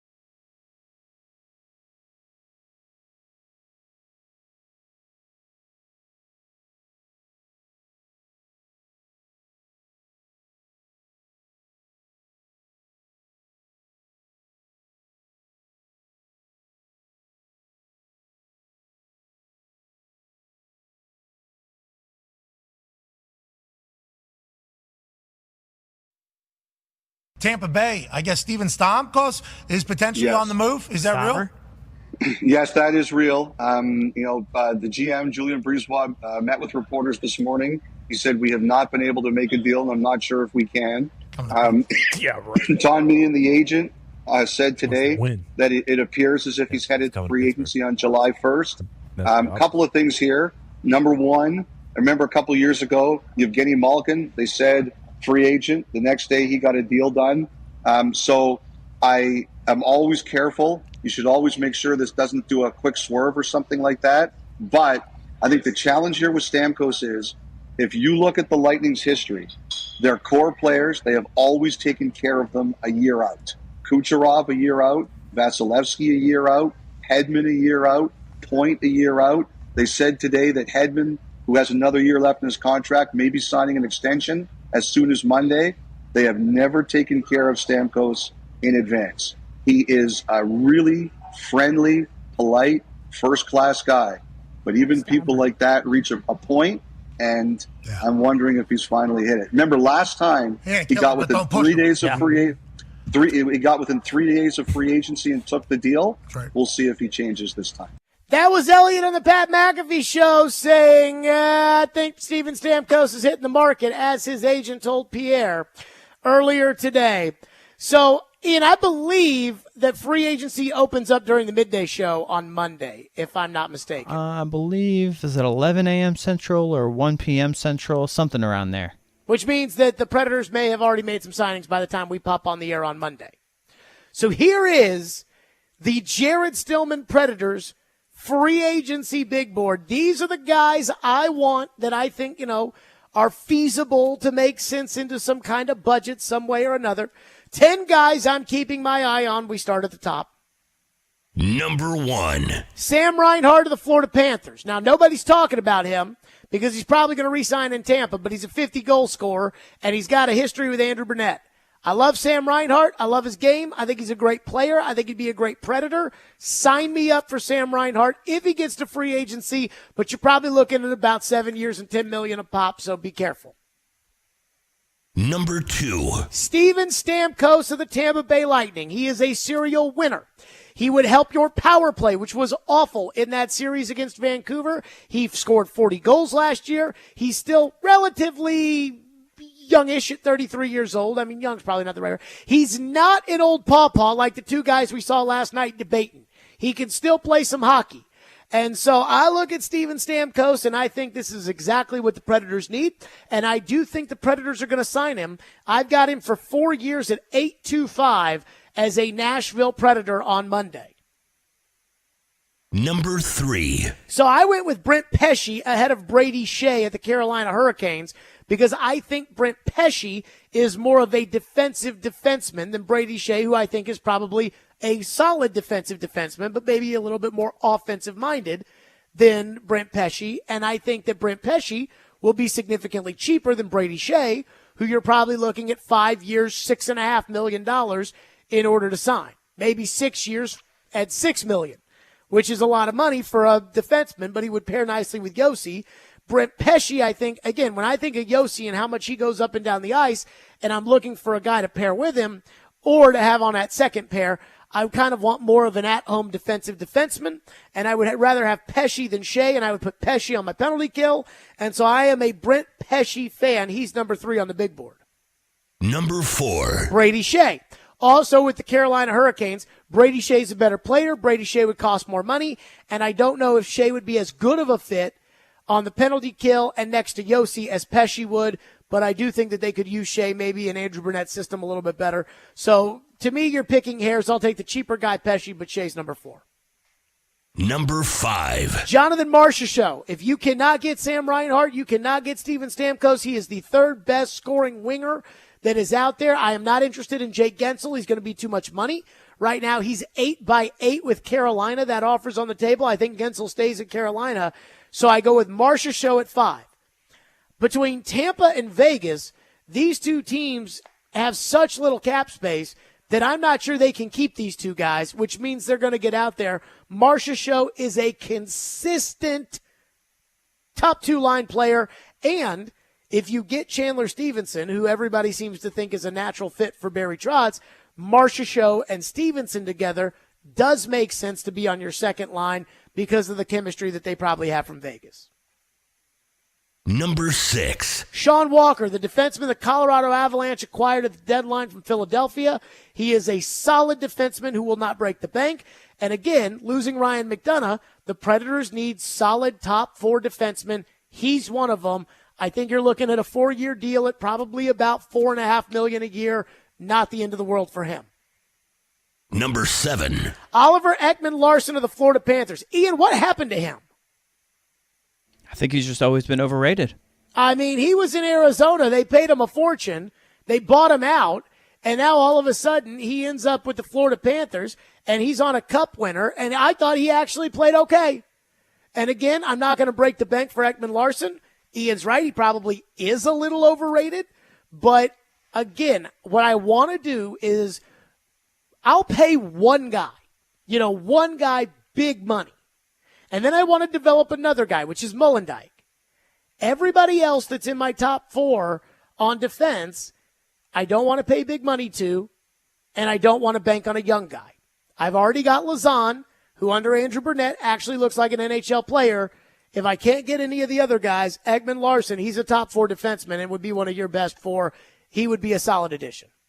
Number 8. Chandler Stevenson in Vegas. I had never heard of him until everybody told me that he played for Barry Trotz and won a cup. And he's won cups in Vegas, and he's a second-line center. I'll take your word on it. He's number 8. Number 9. Warren Fogle of the Edmonton Oilers. I love this guy's game.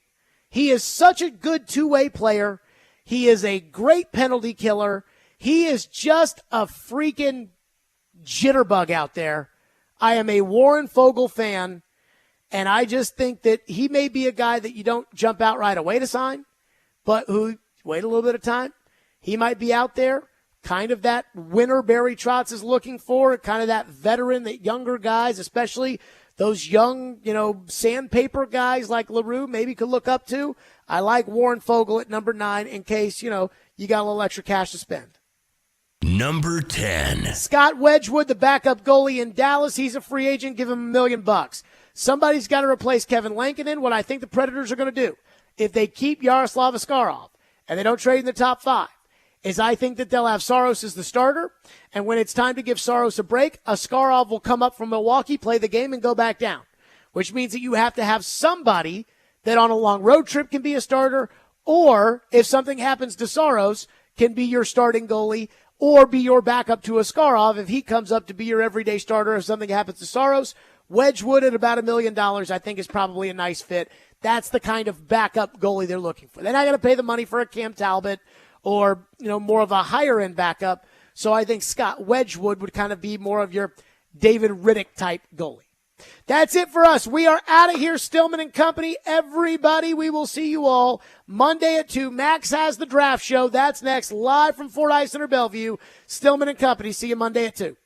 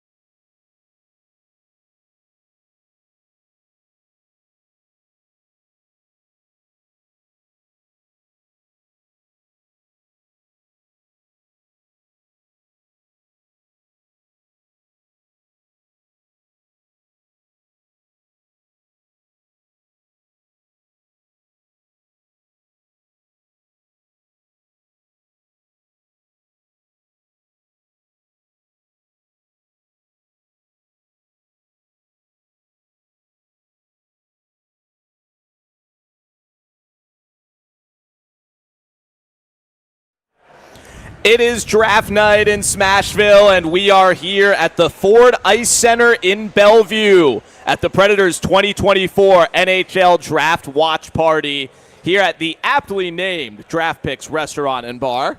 I mean, where else would you be for a draft party? Draft Picks, of course. He's Willie Donick, TV voice of the Preds. My name is Max Hers from Preds Radio. We are with you guys for the next 4 hours, maybe even a little longer. Maybe you're going to be here for the next 4 hours. I'm not sure that Nick Keyser and I are going to stick around that long. But Nick is what I would call a rink rat, so possibly he might be sleeping here tonight, so it wouldn't surprise me. But his wife's here, so I don't know if she's down with that plan. The NHL Draft is starting in a matter of minutes at Sphere in Las Vegas. Not the Sphere. It's not an Ohio State alum. It's just Sphere. Get it right, Willie. I was hearing the promos during the playoffs that when they were promoting the event, and they were saying that, and I wasn't registering that in my mind. Then Bob Cole told me officially that is what you do, is you don't say the. Apparently not. It's Sphere. But the NHL Draft is in Las Vegas. We are here in Smashville, and we invite you to join us here at Ford Ice Center in Bellevue, up the stairs at the Draft Picks Bar and Restaurant. Plenty of room here. Lots of great Preds fans in the building already. Come by anytime over the next few hours. Wayne D and DJ Battle are here. Chris Mason will be stopping by. Pete Weber, maybe even Terry Crisp, for whom the ice rink we overlook is named. Stu Grimson. Nick Keyser is here, as Willie mentioned. And if you are here, you will have a chance to win 4 tickets to the 2024-2025 Preds home opener in October. It's just great to see the Predator fans gathering here for a fun night. Who knows when you